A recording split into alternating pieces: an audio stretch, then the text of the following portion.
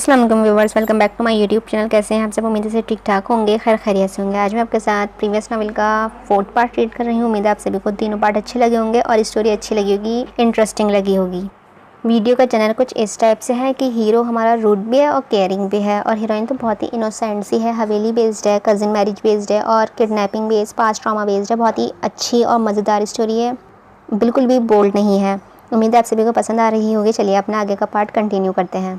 सफ़ेद हवेली से खासे फासले पर हुसैन अहमद की हवेली खड़ी हुई थी। शुरू में जब जायदाद का बंटवारा हुआ था तो ये हवेली उन दो हवेलियों के साथ ही थी, मगर फिर हुसैन ने जगह गांव के आखिरी सिरे पर लेकर एक शानदार हवेली तामीर करवाई थी, जो हसन और जमान की हवेली से कहीं ज़्यादा बड़ी और कहीं ज़्यादा बेशकीमती थी।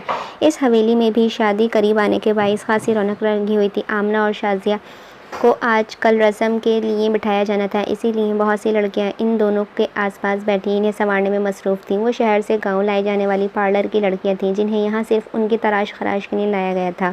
एक जानिब पैर ऊंचा की नखूद से बैठी आमना लड़की को ज़रा हाथ हल्के चलाने का कह रही थी, जो उसके पैरों का मसाज कर रही थी, तो दूसरी जानिब तने नकोश के साथ गर्दन पीछे को करके बैठी शाजिया थी, जिसका फेशियल किया जा रहा था। माँ जी बता रही थी कि अमल और वली का कोई किस्सा चल रहा है। अमीना ने उसी बेनियाजी से कहकर शाजिया को देखा था। लड़की अब टिश्यू से उसकी गर्दन पर लगा लोशन साफ़ कर रही थी। जवाबन उसने कंधे उचकाए थे। मुझे भी माँ जी ने ही बताया था। खैर उन्हें किसने बताया ये सब? ऐसी बात पर मुझे तो यकीन नहीं आ रहा है। वो इतनी डरपोक लड़की भला क्यों मौत के मुंह में हाथ डालेगी? वली से तो कोसों दूर रहना चाहिए उसे। पता नहीं अब ये सच भी है या नहीं।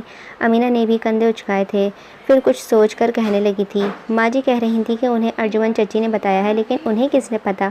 शाजिया तंजिया मुस्कुराई थी। जाहिर है नाजिया ने ही बताया होगा, वो जो अमल की पक्की सहेली है। अमीना पर जैसे कोई इंकशाफ हुआ था, एकदम ही अपनी कुर्सी पर आगे को होकर बैठी थी। अरे शाजिया, इसी ने बताया होगा, भला और कौन है बताने वाला?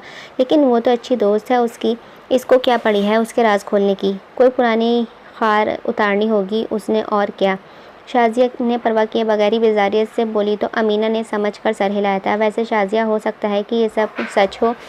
अभी ऐसी बातें यूं ही तो नहीं फैल जाती हैं। कोई बात तो होती है जब भी दुनिया को मौका मिलता है अपनी ज़बान खोलने का। बदमज़ा होकर वो फिर से टेक लगाकर बैठ गई थी। अच्छा, अब तुम कोई ऐसी वैसी बात ना कर देना। गो के सामने जो भी है वो नंद है हमारी, और हमें मोहतात रहना होगा। जमान चाचा की हवेली जाएंगे तो खुद ही सारी हकीकत खुलकर सामने आ जाएगी, और अभी माँ जी को भी मना कर देंगे कि कोई बात मुँह से ना निकाले। यूं ही ख्वामुखा शादी का मज़ा किरकिरा कर देंगे ये लोग, और मैं कोई तमाशा नहीं चाहती। उसे तनवी करके शाजिया अब के ज़रा आरामदा होकर बैठी तो अमीना ने बुरा सा मुँह बनाया था। भला उसने किसको बताना था? मगर अब पेट में खलबली मचने लगी थी। उसे किसी को तो बताना ही होगा, मगर किसे, यह भी उसे सोचना था। निढाल सी अमल ने सारे शॉपिंग बैग्स एक जानिब सोफ़े पर डाले और फिर खुद भी सोफ़े पर ठहर गई थी। आज के तवील चक्कर ने उसे थका दिया था। बीजान ने भी हाथ में पकड़े बैग्स एक जानिब रखे और घुटनों पर हाथ रखती सोफ़े पर बैठी थी। बीजान, प्लीज़ मुझे चाय पिलवा दें। ऐसी सख्त सर्दी और थकावट में उसे चाय की शदीद तलब हुई तो चाय बीजान ने सर हिलाकर नूरा को आवाज़ दी थी। थका दिया आज की शॉपिंग ने तो बीजान। उसने चादर उतार कर रखी और दुपट्टा फैलाकर सामने लेती हुई पैर ऊपर करके बैठी थी। हाँ, थका तो दिया, मगर शुक्र के बाजार का काम पूरा हो गया है। अब बार बार जाने की झंझट से जान छूटी है। वैसे भी जमान कह रहे थे कि मेहमान आने वाले हैं और उनसे पहले सारी तैयारियां निपटानी हैं। शुक्र है आज ये भी हो गया। उसने थका हुआ सर सोफ़े की पुश्त पर डाला था। मेहमान कब तक आएंगे? नूरा से चाय लेते हुए उसने पूछा तो बीजान ने चाय का घूंट भरते हुए उसे देखा था। बस एक दो दिन दराज के मेहमान 2 दिन में दूर दराज के मेहमान तो आते ही होंगे। मुझे गरम बिस्तर वगैरह भी निकलवाने हैं और कमरों की सफाई भी करवानी है। या खुदा, कितने काम हैं! एक तो थकावट, ऊपर से इतने कामों का सुनकर उसे मज़ीद थकावट महसूस हुई थी। कल से करेंगे बीजान, आज तो रहने दें। आज होगा भी नहीं, मगरिब हो गई है और रात का वक्त है। सुबह ही करवाऊंगी सारे काम मुलाजमों से। गरम गरम चाय ने उनकी सारी सर्दी को ख़त्म कर दिया था। कुछ देर बाद वो कप सेंटर टेबल पर रख कर उठी और अपनी सारी शॉपिंग उठाए कमरे में चली आई थी। पहले वज़ू बनाकर नमाज़ पढ़ी और फिर शॉपिंग बैग्स में से एक छोटा सा खाकी बैग निकाला।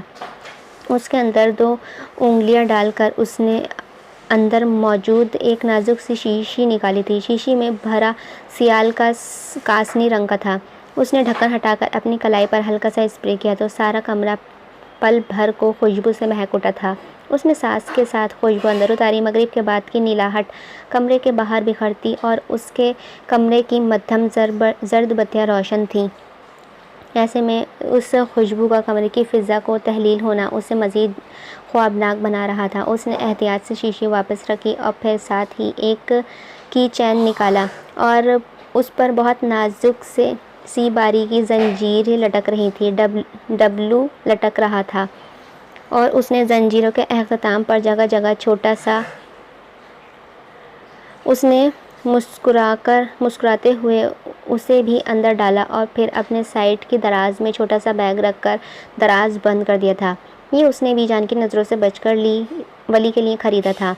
वो उसे ये तोहफ़ा देना चाहती थी। खुशबू का तोहफ़ा, ख्वाबनाक कमरा उसे बिला वजह ही अच्छा लगने लगा था। उसने देर तक डेरे पर रहकर कामों को समेटा था और फिर सुनसान पड़े दालान से उतरकर अपनी गाड़ी की जानिब बढ़ा था। आगे चंद दिनों में हवेली में मसरूफ़ रहने वाला था, इसीलिए ज़मान अहमद के हुक्म पर उसने आज सारे पिछले कामों को भी निपटा दिया था। हवेली की जानिब बढ़ती उसकी गाड़ी अंधेरे में घिरी हुई नज़र आती थी। कच्चे रास्तों पर सर्दी की बाइस पगडंडियाँ सूनी सी पड़ रही थीं। दफ्तन उसने गाड़ी को ब्रेक लगाया था। उसे महसूस हुआ कि कोई उसे देखते ही खेतों में घुसा है। उसके आईब्रो सुकड़े थे। आसपास बारीक बीनी से देखा। वो चंद पल जांचता रहा मगर उसे कुछ दोबारा महसूस नहीं हुआ तो कार आगे बढ़ा दी थी। शायद उसका वहम था। करीब आधे घंटे के ड्राइव के बाद वो हवेली के सामने का दरवाज़ा खोल कर बाहर निकला था। अंदर लाउंज से लड़कियों की तालियां बजाने की और गाना गाने की आवाज़ें बाहर लॉन तक उसे सुनाई दी। उसने खौफ से सर झटका और फिर जो दरवाजे के कमरे का लॉन के पिछले जानिब खोलता था उसे धकेलकर अंदर दाखिल हुआ। ये दरवाज़ा उसने बहुत बाद में बनवाया था, बैक डोर, जो वक्त के साथ साथ उसकी तवक्का के ऐन मुताबिक उसकी ज़रूरत बनता गया था। कमरे में दाखिल होकर उसने दरवाज़ा बंद किया और चाबियां, मोबाइल और चश्मा डाइनिंग टेबल पर रख कर जैसे ही मुड़ा उसके कदम रुक गए थे। 1 सेकंड लगा था उसे तब्दीली भांपने में। एक छोटे से खाकी बैग के ऊपर अमल नाम की चिट लगी थी। उसने संजीदा चेहरे के साथ ही आगे बढ़कर उस पैकेट को उठाया और फिर 2 उंगलियां अंदर डालकर अंदर मौजूद नाजुक सी शीशी बाहर निकाली थी। उसके आईब्रो सिकुड़ी। परफ्यूम स्प्रे किए बगैर ही उसने टेबल पर रखा। अंदर कुछ और भी बज रहा था और फिर अपनी हथेली पर उसने जैसे ही खाकी पैकेट उल्टा किया उसे की चैन उसकी हथेली पर फिसल कर आ गिरा था। वो एक कदीम तर्ज का कोई लकड़ी का बना हुआ छोटा सा घर था जिसके नीचे बहुत सी बारीक जंजीरें लटक रही थीं। इन जंजीरों के आखिरी सिरे पर डब्लू बने हुए थे, बहुत ही छोटे छोटे डब्लू बने हुए थे। उसने गहरा सांस लेकर दोनों चीज़ों को दोबारा से पैकेट के अंदर डाला और फिर वॉशरूम की जानिब बढ़ गया। बाहर लाउंज में आज लड़कियों का जम गफीरा था। जैसे जैसे तारीख नज़दीक आती जा रही थी, ढोलकी में लड़कियों का इजाफा ही होता जा रहा था। अमल ने आज गहरे कत्थई रंग की सिल्क की लंबी कमीज़ पहन रखी थी जिसकी आस्तीनें हथेलियों पर चूड़ियों की सूरत में आती थी। नीचे कमीज़ से ज़रा हल्के रंग का चूड़ीदार पजामा पहन रखा था और दुपट्टा भी सिल्क का ही एक कंधे पर डला हुआ था। हाँ, बालों को उसने आदत के बरखिलाफ़ आज फ्रेंच चोटी में गूंदा था और गोल गोल एक सिक्के जितनी सिल्वर बालियां पहनी वो बहुत ही प्यारी लग रही थी। उसे भी जान ने किचन से आवाज़ दी तो वह लाउंज से उठकर किचन में चली आई। अमल बेटे जाओ, बराबर हवेली से नाजिया और अर्जुमंद भाभी को बुला लाओ। मुझे देखो याद ही नहीं रहा उन्हें आज की ढोलकी का बोलना। तुम जाओ और नूरा को अपने साथ लेती जाना। उन्होंने उससे कहकर पीछे दम पर पकती चाय को देखा और कामों में फिर से मसरूफ़ हो गई थी। वो नूरा को लेके लॉन में आई थी। अपना दुपट्टा दुरुस्त करके सर पर लिया मगर वो सिल्क था, बार बार सर से ढलक जाता था। वली जो कमरे का दरवाज़ा बंद करता हुआ बाहर निकल रहा था उससे दूसरी हवेली के जानिब बने दरवाजे के पास नोरा के साथ खड़ी देखकर चौंका था। इस वक्त दूसरी हवेली में उसे अचंभा हुआ। वो अब दरमियानी दरवाज़ा पार करके दूसरी हवेली में दाखिल हो रही थी। उसने बगौर उसे जाते देखा था और फिर वहीं खड़ा रहा। हवेली में हस्बे साबिक जर्द बत्तियां रोशन थीं और सारी हवेली का अहाता किए हुए थीं। वो दोनों पोर्च से गुजरकर लाउंज में आई। नफीस और नज़ीर दोनों बैठे टीवी देख रहे थे। आहट पर चौंक कर पीछे देखा और फिर नफीस तो गोया करंट खाकर ही उठा था। अमल, तुम यहाँ आओ ना। नज़ीर भी उठकर खड़ा हुआ था। अमल ने बेजारियत से यहाँ वहाँ अर्जुमंद और नाजिया को ढूंढा था। ये काबिल नफरत शख्स क्यों बैठा था यहाँ? वो दरअसल मैं ताई जान और नाजिया को बुलाने आई थी। कहाँ हैं वो दोनों? उसने नफीस को नज़रअंदाज करके नज़ीर से पूछा था। माँ जी, नाजिया, उसने दोनों को आवाज़ दी थी। आओ ना अमल, बैठो। नफीस ने फिर पेशकश की थी। नो थैंक्स, बस आप नाजिया और चची को बुला दें, मैं उन्हें लेने आई हूँ। आज ढोलकी है और कल से बाजी और भाईजी और निसार भाई की रस्में शुरू हो जाएंगी तो उनका वहाँ होना लाजमी है, आप ज़रा जल्दी बुला दें उन्हें। उसने रुखाई से कहकर नफीस की जानिब देखा तो उसका चेहरा बुझ गया था। अलबत्ता नाजिया ऊपर रेलिंग से झांक रही थी। अमल, उसने चेहरा उठाया था। चलो ना यार, बीजान बुला रही हैं, तुम्हें भी और चच्ची को भी। नज़ीर माँ को कमरे में बुलाने गया हुआ था। अच्छा ना, मुझे तैयार तो हो लेने दो, आ जाओ ऊपर पहले, मैं तैयार हो जाऊँ फिर साथ ही चलेंगे। बेटा मुझे पता है कि तुम कितनी जल्दी तैयार होती हो, मैं ताई को लेकर जा रही हूँ, तुम आती रहना। उसने अर्जुमंद को जीनों से उतरते देखकर कहा था। वो शायद नमाज पढ़ रही थी, उनका दुपट्टा अब तक चेहरे के गिर्द लपटा था। चले ताई आ जाएं, और तुम भी जल्दी आ जाना नाजिया, तैयार होकर दोबारा ना आना पड़े मुझे तुम्हारे लिए। उसने ताई को जैसे ही कंधों से थामा, उन्होंने उसका हाथ झटक दिया था। अमल लाउंज में खड़ा नफीस और ऊपर से झांकती नाजिया भी शशेद रह गई थी। मैं खुद जा सकती हूँ, तुम्हारे ज़रूरत से ज़्यादा मीठा बनने की कोई ज़रूरत नहीं है, और आइंदा मेरे घर में आओ तो ये जो कल कांटे लगा कर तुम आई हो, इन्हें चादर से ढक कर आना। मुझे तुम्हारी ये आज़ादियाँ बिल्कुल नहीं पसंद हैं। ये लड़कों का घर है, यहाँ किसी ने तुम्हें ये नहीं सिखाया कि किस तरह दूसरों के घर जाया जाता है। एक सेकंड के लिए पूरी हवेली में सन्नाटा छाया था। अमल को लगा कभी हिल ही नहीं पाएगी। उसके अंदर एक साथ बहुत से आंसू जमा हुए थे, चेहरा शर्मिंदगी से सुर्ख पड़ गया था। ताई आप ऐसे, बस अब ज़्यादा बहाने बनाने की ज़रूरत नहीं है, जैसे हमें तो समझ ही नहीं आता ये सब। सर झटक कर वो बाहर की जानिब भोली तो पत्थर हुई थी। अमल की आंखों से आंसू टपक कर उसके कदमों में गिरा था। नाजिया फ़ौरन ही नीचे आई थी। अमल माजी का ये मतलब, मगर अब उसके और सुनने की साकत नहीं थी। आंसू हाथ की पुश से साफ करती वो भागी हुई बाहर निकलती चली गई थी। नूरा भी घबराकर उसके पीछे भागी थी। ये क्या हो गया था माजी को? पहले तो अमल कहते नहीं थकती थी। नफीस ने नासमझी से नाजिया को देखा तो उसने मुस्कुराकर कंधे झटके थे और लाइलमी का इजहार करती तैयार होने चली गई थी। वो जब दरवाजे से वापस पलटी तो आंसू रोकने की कोशिश में बुरी तरह हाँप रही थी। दुपट्टा ढलक कर हाथों पर गिरा हुआ था और आंखें सुर्ख मुतरतम हो रही थी। दूर खड़ा वली बहुत बुरी तरह चौंका था। वो क्यों रो रही थी? क्या नफीस ने कुछ कहा? और सोचते ही उसके दांत जम गए थे, नज़रें सपाट हो गई थी। नूरा अब खड़ी उसे संभाल रही थी, मगर अमल से संभलना बहुत मुश्किल हो रहा था। उसने कदम से उसकी जानिब बढ़ाया और फिर कुछ सोचता हुआ रुक गया। यूँ उसके पास जाना बिल्कुल भी दुरुस्त नहीं था। वो बेबसी से बालों में हाथ फेर कर वहीं खड़ा रह गया था। अमल अब गहरे गहरे सांस लेती खुद को नॉर्मल करके अंदर की जानिब जा रही थी। वो वहीं खड़ा रहा जब तक वो अंदर दाखिल नहीं हो गई थी, तब तक। ज़मान उसके कमरे का दरवाज़ा खोलकर अंदर दाखिल हुए तो वह जैसे झटका खाकर उठी थी। वो उन्हीं कपड़ों के साथ बेड पर आड़ी तिरछी लेटी हुई थी। दुपट्टा भी एक जानिब गिरा हुआ था, आगे रोकर सूजी हुई थी। उसने जल्दी से चेहरे पर हाथ फेरा और बेड पर आधा नीचे को झूलता हुआ दुपट्टा उठाकर गले में डाला था। ज़मान ने उसके कमरे की लाइट बोर्ड पर हाथ मारकर लाइट जलाई तो सारा कमरा गोया रोशनी में नहा गया। उसने बेसाख्ता ही आंखें चुंधियाईं। क्या हो गया है मेरी बेटी को? ज़मानी कह रही थी कि तुम्हारी तबीयत ठीक नहीं है, इसीलिए तुम कमरे में चली आई। क्या हुआ है? कोई बात हो गई है क्या? किसी ने कुछ कहा है? वो उसके साथ बेड पर आ बैठे तो वो जल्दी से मुस्कुराई थी, फिर उन्हें देखा था। नहीं आगा जान, बस वाकई तबीयत ख़राब हो गई थी मेरी, अजीब लग रहा था तो मैं आ गई कमरे में। अच्छा, उन्होंने समझकर सर हिलाया था। बस सामिया को ही दावत देनी थी तुमने? और कोई दोस्त है तुम्हारी जो रह गई है? नहीं, बस सामिया ही थी। बस एक दोस्त? उन्होंने मुस्कुराते हुए उसे देखा। वो मुस्कुरा भी नहीं सकी। बस एक ही दोस्त है मेरी, और हैं, लेकिन उनसे ऐसी कोई रिश्तेदारी नहीं है, उसने कहा तो आवाज़ कमज़ोर थी। मुझे तुम्हारी तबीयत ठीक नहीं लग रही है, लेकिन जब तुम ढोलकी के लिए तैयार हो रही थी तब तो मैंने तुम्हें बहुत चहकते हुए देखा था। बीजान, मैं कौन सी बालियाँ पहनूं? बीजान, ये सूट ठीक रहेगा? बीजान ये, बीजान वो। फिर एकदम से कहीं मेरी बेटी को नज़र तो नहीं लग गई? वो आखिर में शफ़क़त से मुस्कुराए तो उसका दिल चाहा कि दहाड़े मार मार कर रोना शुरू कर दे, मगर फिर मुस्कुराते हुए उसने चेहरा उठाया। आँखों में आई नमी को ज़ब्त के बावजूद वो नहीं रोक पाई थी। आपकी ही लगी होगी नज़र। आप मुझे कह रहे थे ना कि ये कत्थई वाला सूट ना पहनो, क्योंकि मैं इसमें बहुत ही प्यारी लगूंगी। देखें, अब तबीयत ख़राब हो गई है मेरी। हो भी सकता है मेरी ही नज़र लगी हो। वो रंग वाकई बहुत जच रहा था तुम पर। मेरी परी, ध्यान रखा करो अपना। अब आराम करो, मैं गर्म दूध भिजवाता हूँ नूरा के हाथ। उसके सर पर हाथ रखकर वो उठे और कमरे से बाहर निकल गए थे। उसने रुके हुए आंसुओं को बहने दिया। दिल बेतहाशा ही भारी हो रहा था और चेहरा वो बातें याद करके फिर से सफ़ेद पड़ता जा रहा था।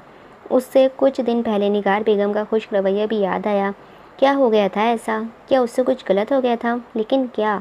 उसने तो ऐसा कुछ भी नहीं किया था। फिर कौन सी ऐसी बात थी जिस पर वो दोनों इस तरह उससे बर्ताव कर रही थीं? आंसू खुश्क हो चुके थे और अब उसके चेहरे पर सोच की लकीरें फैली हुई थीं। वली ने नमाज़ पढ़कर जयनमाज़ समेटा। ऐसी नमाज़ पढ़कर तो दिल पर और बोझ बढ़ जाया करता था। जो बेरूह हुआ करती थी उसने बेजारियत से जाए नमाज सोफ़े पर डाला और फिर मकान के अंदाज में सिंगार मेज़ के सामने आ खड़ा हुआ। खाकी पैकेट अब तक वैसे ही पड़ा था। उसने शीशी निकाल कर स्प्रे किया तो चंद लम्हों में खुशबू ने सारे कमरे का अहाता कर लिया था। उसने परफ्यूम वापस रख दिया। अजीब सी घुटन बढ़ने लगी कमरे में। वो उकताकर बाहर निकल आया था। रात के इस ठंडे पहर हवेली सुनसान पड़ी थी। मेहमान अपने घरों को लौट चुके थे और घर वाले अपने अपने कमरों में सोने जा चुके थे। उसने कदम लॉन की जानिब बढ़ाए, फिर दाखिली दरवाजे के आगे बने 2 स्टेप्स पर वो बैठी हुई थी। उसकी सिया चीता झुककर टाई को लूज कर छोड़ा था। दुपट्टा कंधे पर था। उसने वही कत्थई सूट पहन रखा था। वली उसके साथ ही आ रुका था। इतनी ठंड में रात के इस वक्त क्या कर रही हैं आप? बहुत आहिस्ता से पूछा था।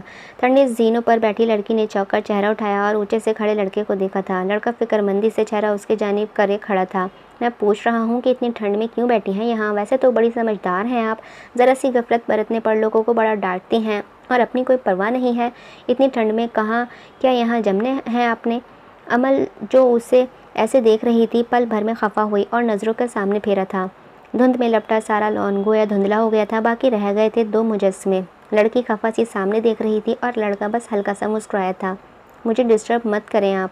मुझे लगता है आप ऑलरेडी डिस्टर्ब्ड हैं।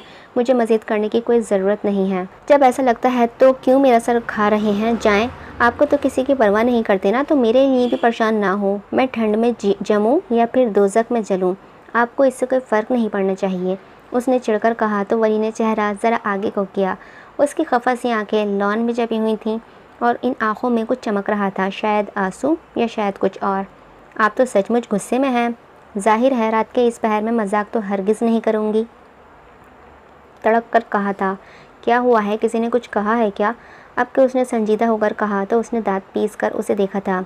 कोई कुछ कहेगा और अमल से बच जाएगा, ऐसा भी किसी किताब में नहीं लिखा।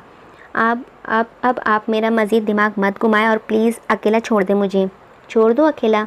कोई मसला तो नहीं होगा? सामने देखती लड़की को लगा कि लड़का मुस्कुराया था। उसने ज़ब्त से गहरा सांस लेकर आंखें छोटी करके उसे देखा था। नहीं होगा कोई मसला। आपको क्या लगता है कि मैं अपने मसाइल नहीं सुलझा सकती, या फिर मुझ में इतनी अहलियत ही नहीं है कि मैं ख़ुद को संभाल सकूं? बोलें, क्या कहना चाह रही हैं आप? मैंने कब कहा है कि आप ख़ुद को संभाल नहीं सकती? मैं तो बस इतना कह रहा हूँ कि रह लेंगी मेरे बगैर? हाँ जी, रह लूँगी आपके बगैर। वैसे भी आप हो या ना हो क्या फ़र्क पड़ता है? जब मुझे अकेले ही रहना है, अकेले ही सहना है, तो सब कुछ, आपकी कोई ज़रूरत भी नहीं है मुझे। जा सकते हैं आप। लड़की ने तल्खी से कहकर सर झटका था। आंसू साफ नहीं कर सकता क्योंकि उसका हक नहीं रखता। हाँ, आंसू देने वालों की चमड़ी उधेड़ सकता हूँ। बताएं, किसने रुलाया है आपको? मैंने कब कहा कि मैं रो रही हूँ?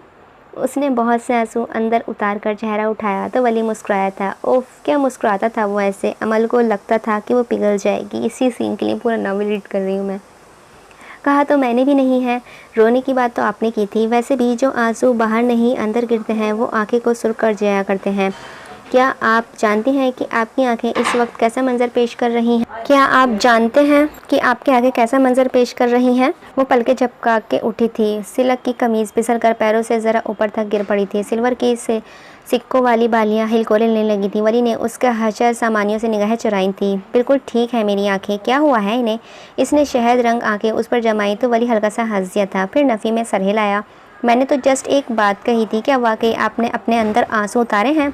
उफ, अमल के कानों में धुआं निकलने लगा था। ये लड़का ना अब मार खाएगा इससे। वली, बहुत शुक्रिया मेरा सारा मूड गारत करने के लिए, और बहुत शुक्रिया आपकी मदद का कि मैं 2 घड़ी ठीक से यहाँ बैठ भी नहीं सकी। भाड़ में जाएं आप और आपकी हमदर्दी। रो क्यों रही थी आप? वली की बहुत संजीदा आवाज़ ने उसके कदमों को रोक लिया था। उसने पलटकर उसका चेहरा देखा था। वो बहुत गौर से उसका चेहरा जांच रहा था। कब रो रही थी मैं? अमल, मैं पूछ रहा हूँ कि हवेली से आने के बाद क्यों रो रही थी आप? किसी ने कुछ कहा है क्या आपसे? और जब वो ऐसे देखता था तो लगता था कि सब जान ही लेगा। वो ताई ने बहुत बुरी तरह से बात की थी मुझसे, आहिस्ता से कहा तो वली ने उसके झुके सर को अफसोस से देखा था। इंसान कभी नहीं बदला करते, कभी नहीं। तो इसमें रोने की क्या बात थी? बहुत नर्म सा इस्तफसार किया था। उन्होंने कभी भी मुझसे ऐसी बात नहीं की वली, कभी भी नहीं। उन्होंने मुझे बहुत गलत कहा। मुझे तो समझ ही नहीं आ रहा था कि उन्हें क्या जवाब दूं, इसीलिए आप रोने लग गईं। उसने उसकी बात काटी तो उसका सर कुछ और झुक गया। जाएं अपने कमरे में और आइंदा अगर कोई आपसे ऐसे बात करे तो समझा करें कि आगे वली है और उन्हें सीधा कर दिया करें। जैसे खुश अखलाकी के साथ मुझसे पेश आती हैं उनके साथ भी ज़रा पेश आएँ। सच बता रहा हूँ, आइंदा भूले से भी बात नहीं करेंगे आपके सामने। वो एकदम ही ज़ोर से हंस पड़ी थी। वली उसे मुस्कुराता देखता रहा था। आपको बुरा लगता है मेरा ऐसे बात करना? अब के हमारी लड़की आसमान पर देखते चांद की मान चमक रही थी। नहीं जी, मैं घंटों घंटों एंजॉय करता हूँ इन इज़्ज़तदार लम्हात को। वो हंस दिया। आइंदा ख्याल रखूँगी। उसने मुस्कुराहट दबाकर चेहरा उठाया और वो उससे लंबा था। चलिए, मैं कोशिश करूँगा यकीन करने की इस बात पर। आप जाएं अपने कमरे में, बहुत ठंड हो रही है। उसने हाथ को लपेटते हुए कहा तो अमल को सर्दी का एहसास हुआ। वली की मौजूदगी ने गोया हर शय पर पर्दा डाल दिया था। हर शय पस मंज़र में चली गई थी। क्या कोई इतना खूबसूरत भी हो सकता है? उसने उसे अपनी आंखों में कैद करते हुए सोचा, फिर संभली थी। आप भी जाएं कमरे में, बहुत बाहर ठंड हो रही है। और फिर पलट गई थी। वो वहीं खड़ा उसे जाता देखता रहा और फिर उसके कमरे के पार गुम हो जाने के बाद अपने कमरे में चला आया था। कत्थई जोड़े वाली लड़की चली गई थी मगर वो उसे अब भी अपने साथ ले गई थी। कमरे में आकर उसने दरवाज़ा बंद किया और फिर राइटिंग टेबल तक आते उसकी नज़र ड्रेसिंग टेबल पर रखे तोहफे पर पड़ी तो वो हल्के से मुस्कुरा दिया। कमरे में अब तक परफ्यूम की खुशबू रची बसी थी। दूसरी जानिब मुँह मुस्कुराती हुई बिस्तर पर लेटी उसके जवाबात से महसूस हो रही थी। थोड़ी देर पहले वाली तंगी का शुबा तक उस आसपास नहीं था। उसे खुद पर गुस्सा भी आया। अगर ताई ने उसे ऐसा बोल भी दिया था तो कम से कम यूँ रोकर नहीं भागना चाहिए था। उसे पूछना चाहिए था कि वो उसे ऐसा क्यों कह रही थी। कोई वजह तो होगी उनके इस रवैये की, कुछ तो हुआ होगा ना। आइंदा वो कभी इस तरह भागकर नहीं आएगी। उसने जब कुछ किया ही नहीं है तो डरना कैसा, समझ कर पुरसुकून होती। वो अब करवट लेकर लेटी तो छम से वली उसके सामने आया था। एक मसाला तो जान बच गई थी मगर अब वो उसे जगाने वाला था। उसका वो कैसे बचेगी? वो जो अब उसे सारी रात करेगी। क्या पता कि वो भी जाग रहा हो सकता है वो भी मुझे याद कर रहा हो। इस सोच पर वो बेकल सी होकर बिस्तर से उठ बैठी थी। उफ, खफत से आंखें ज़ोर से मींची थी। नहीं, ऐसा नहीं सोचते अमल, बुरी तरह। मगर उसे अपना चेहरा कानों की लो तक तब तक वह महसूस हुआ। उसे पता था, बगैर देखे पता था कि वो ब्लश कर रही है। उफ नहीं। उसने हाथों से चेहरा छुपाया था और सर ज़ोर ज़ोर से नफ़ी में हिलाया था। नीचे वो मुस्कुराकर सर झुकाता राइटिंग टेबल के सामने लगी कुर्सी खींचकर बैठा। फिर सामने रखा एक सुर्ख जिल्द वाला फ़ोल्डर खोल लिया। नूराबाद वाली ज़रई ज़मीन के कागजात। उसने गहरे सांस लेकर असगर को फ़ोन किया और फिर चंद लम्हे कुछ सोचता दूसरी जानिब जाती घंटी को सुनता रहा। करीबन तीसरी घंटी पर फ़ोन उठाया गया तो उसे असगर के मसरूफ़ से आवाज़ सुनाई दी थी। कहो वली। सबको अभी आना है।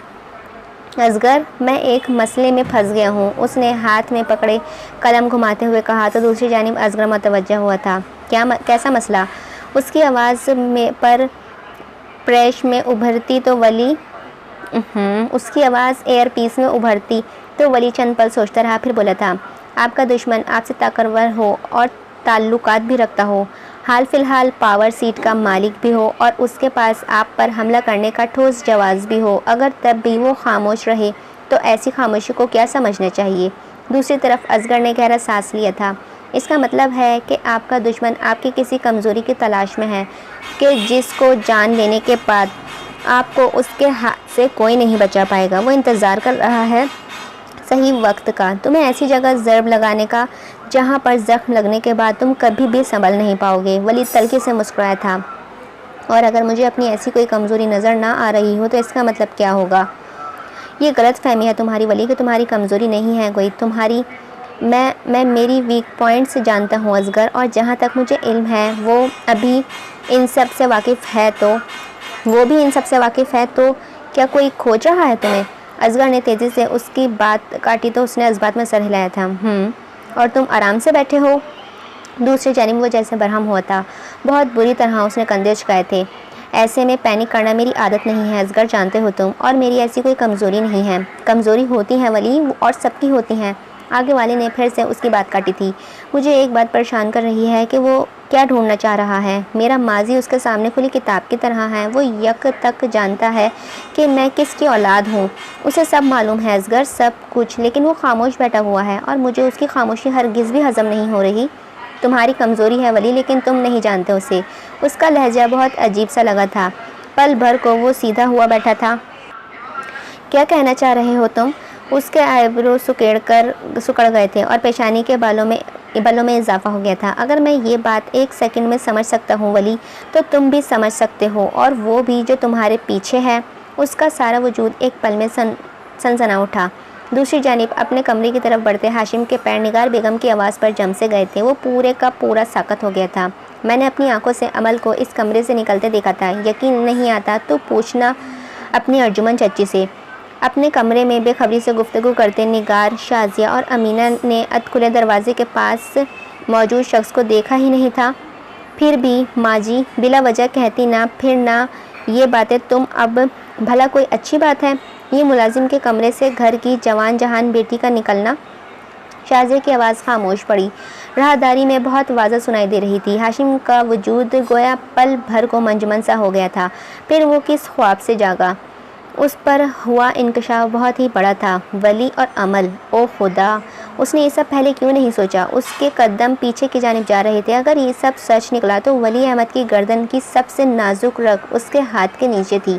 वो उल्टे कदमों अपने कमरे की जानिब मुड़ा था। लो जी, इंसान के पास हमेशा खोने के लिए कुछ न कुछ ज़रूर होता है वली। तुम्हें लगता है कि कोई रिश्ता तो है नहीं तुम्हारे पास, कोई कैसे तुम्हारी गर्दन मरोड़ सकता है, मगर तुम गलत थे।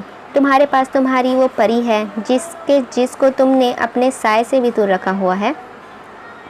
उसकी नज़र जैसे ड्रेसिंग टेबल पर रखी शीशे पर साकत हो गई थी। वो क्यों भूल गया था कि वो कैसे फरामोश कर सकता था उसे? ओ खुदाया, उसे अपने सर पर सारा कमरा घूमता हुआ महसूस हुआ था। ये बात मैंने कभी किसी से नहीं की है। उसकी आवाज़ किसी ख्वाहिश से आ रही थी। ज़रूरी नहीं है कि तुम खामोश हो तो वो भी खामोश ही रही हो सकता है उसने किसी से इस बात को डिस्कस किया हो, और अगर ऐसा है ना वली, तो तुम बहुत बड़ी मुसीबत में फंसने वाले हो। दूसरी जानिब वो जैसे परेशान हुआ था। अगर वो इस जंग का हिस्सा बनी तो उसके पास सिवाय दुखों के, बदनामियों के और रुसवाई के कुछ भी नहीं आएगा। इससे दूर रहो वली, उसे खुद से दूर कर दो। उसे झड़को, डांटो, सख्ती से पेश आओ, जो करना है करो, लेकिन उसे करीब मत आने दो। वो तो गोया बर्फ बन गया था। उसने गलती कर दी थी, उसने देर कर दी। उसे लगा था कि वो अकेला है तो उसे कोई परवाह नहीं, लेकिन वो गलत था। उसकी बाजी उस पर उलट गई थी। सब गलत हो गया था, सब गलत हो रहा था। उसने फ़ोन रखा और चाबियाँ ड्रेसिंग टेबल से झपटता हुआ बाहर की जानिब दौड़ा था। सख्त सर्दी में भी उसकी पेशानी पर पसीना चमक रहा था। उसने दौड़ कर लॉन अबूर किया था और फिर पथरीली रोश पर खड़ी कार में बैठकर गाड़ी जन से आगे बढ़ा ले गया। उसका तनफ़्फ़ुस तेज़ हो रहा था। आसपास भयानक सुर्ख रंग वाली रात फिर से फैल रही थी। वली अहमद वहीं जा खड़ा हुआ था जहाँ से चला था। वो मलऊन था। कैसे भूल सक गया था वो? उसकी गाड़ी की रफ्तार हर गुजरते पल बढ़ती जा रही थी। एक कब्रिस्तान के बाहर उसने गाड़ी को ब्रेक लगाया और फिर कब्रिस्तान के अंदर दौड़ा था। लकड़ी का छोटा गेट हुआ उसे पैदा कर रहा था। दूर दूर तक स्याही में डूबती कब्रों में झोल कर अजीब सी आवाज़ें ही कब्रें थीं। इतनी तारीकी थी कि उसे बार बार आंखें झपक कर देखना पड़ रहा था। कुछ देर बाद वो उसे एक कब्र के पास उखड़ बैठा नज़र आ गया था। हाँ, वो कमरा ही था। वो वही करम जो उसने चंद रोज़ कबल में मिला था। वही करम जिसमें उसने अपना अक्स देखा था। उसने आहट पर चेहरा घुटनों से उठाकर उसे देखा और फिर तल्खी से मुस्कुरा दिया। मुझे पता था आप आएंगे वली सरकार। वो उसने अंधेरे में भी उसकी सुर्ख आंखों को देख सकता था। उस बच्चे को क्या नाम है उसका? जो भी है, मैं उसे लेकर जाना चाहता हूँ अपने साथ। ज़मान डेरे पर बहुत से काम होते हैं, इन कामों को सीख लेना ज़रूरी है। हाशिम के साथ मिलकर वो काम सीख जाएगा और फिर अब तो खासा बड़ा हो गया है वो। कोई एतराज़ तो नहीं है तुम्हें? हुसैन अपनी असली दबंग अंदाज में गोया हुए तो ज़मान ने अचंभे से उनका चेहरा देखा। वो वली को क्यों ले जाना चाहते थे अपने साथ? एक वक्त था जब वो उसे इस हवेली से बाहर फेंकने का कह रहे थे और अब उनकी हैरत बजा थी। और भाई का एहतराम भी लाजिम था, मगर वली को वो उनके हवाले नहीं कर सकते थे, हरगिज़ भी नहीं। भाई जी, लेकिन आप क्यों लेकर जाना चाहते हैं उसे अपने साथ? मैं कुछ समझा नहीं आपकी बात को। हुसैन ने ज़मान को हिचकिचाहट पर तेवरी चढ़ाई थी। ज़रा आगे को होकर उनकी आंखों में झांका। क्या तुम्हें कोई एतराज़ है उसे मेरे साथ भेजने पर? ज़मान पल भर को गड़बड़ाए थे। मेरा मतलब है कि वो अभी स्कूल में है और फिर आपके साथ डेरे पर गया तो उसका बहुत नुकसान होगा। रही उसके काम सीखने की बात, तो मेरा डेरा है ना, वो काम किस काम में आएगा? मैं उसे वहाँ काम सिखा दूँगा। हुसैन के माथे पर बलों में इजाफा होता जा रहा था। मैं उसे अपने साथ ले जाना चाहता हूँ ज़मान। वो बच्चा मैंने सुना है कि खासा ज़हीन है और उसका दिमाग बहुत ही अच्छा है। मैं चंद दिन अपने डेरे पर रख कर उसे जांचना चाहता हूँ कि क्या वो वाकई ऐसा है भी या नहीं। वो उसके मुस्तकबिल का सवाल है, ज़रा सोचो। मगर ज़मान इस वक्त कुछ भी सोचने की पोजीशन में नहीं थे। वो किसी भी सूरत उसे ऐसे वली को उनके साथ नहीं भेज सकते थे। सब कुछ एक तरफ, मगर वो अपने भाई जी पर भरोसा नहीं कर सकते थे। वली के मामले में तो बिल्कुल भी नहीं। ठीक है, आप इतना इसरार कर रहे हैं तो मैं वली से पूछ कर जवाब दूंगा आपको। अगर वो राज़ी हुआ तो भले ही आप ले जाइएगा उसे, मुझे कोई मसला नहीं है। उनकी इस शर्त पर हुसैन पेचताब खाकर चले तो गए थे, मगर जाते जाते उन्हें लॉन के एक जानिब खड़ा 14 साल दुबला पतला सा वली नजर आया था। उन्होंने मुस्कुराकर उसे देखा, मगर वो ऐसी मुस्कुराहट थी कि वली की रीढ़ की हड्डी सनसना उठी थी। उसकी गर्दन में गिल्टी उभर कर मधूम हुई थी। यहाँ आओ। हाथ के इशारे से उसे अपने पास बुलाया तो वली मकान के अंदाज में खींचा चला आया था। उसकी निस्वानी आंखें खौफज़दा थीं, सांस बहुत तेज़ चल रहा था। शाम में उसे ज़मान ने बुलाकर पूछा था। उसके जवाब पर वो चंद लम्हों के लिए गुंग रह गए। मैं जाना चाहता हूँ। मगर क्यों? ज़मान शदीद हैरान थे। बस मैं जाना चाहता हूँ सरदार बाबा। हो सकता है कि इस सब के बाद मेरी ज़ात सुकून में आ जाए। हो सकता है कि उसके बाद ये सब ना हो जो 14 सालों से होता आ रहा है। उसके अंदर बहुत आस जुड़ गई थी। हुसैन के कहे गए अल्फाज बाज़गश्त उसके जहन में अब तक ताज़ा थी। ठीक है, अगर जाना चाहते हो तो जाओ, मगर वली अहमद बहुत मोहतात रहना, ठीक? उन्होंने उसे तनबीह की तो उसने कमज़ोर सा सर हिला दिया था और तब ही उसके सब का आगाज़ हुआ जिसने वली की ज़ात को तोड़ कर रख दिया था अंदर तक।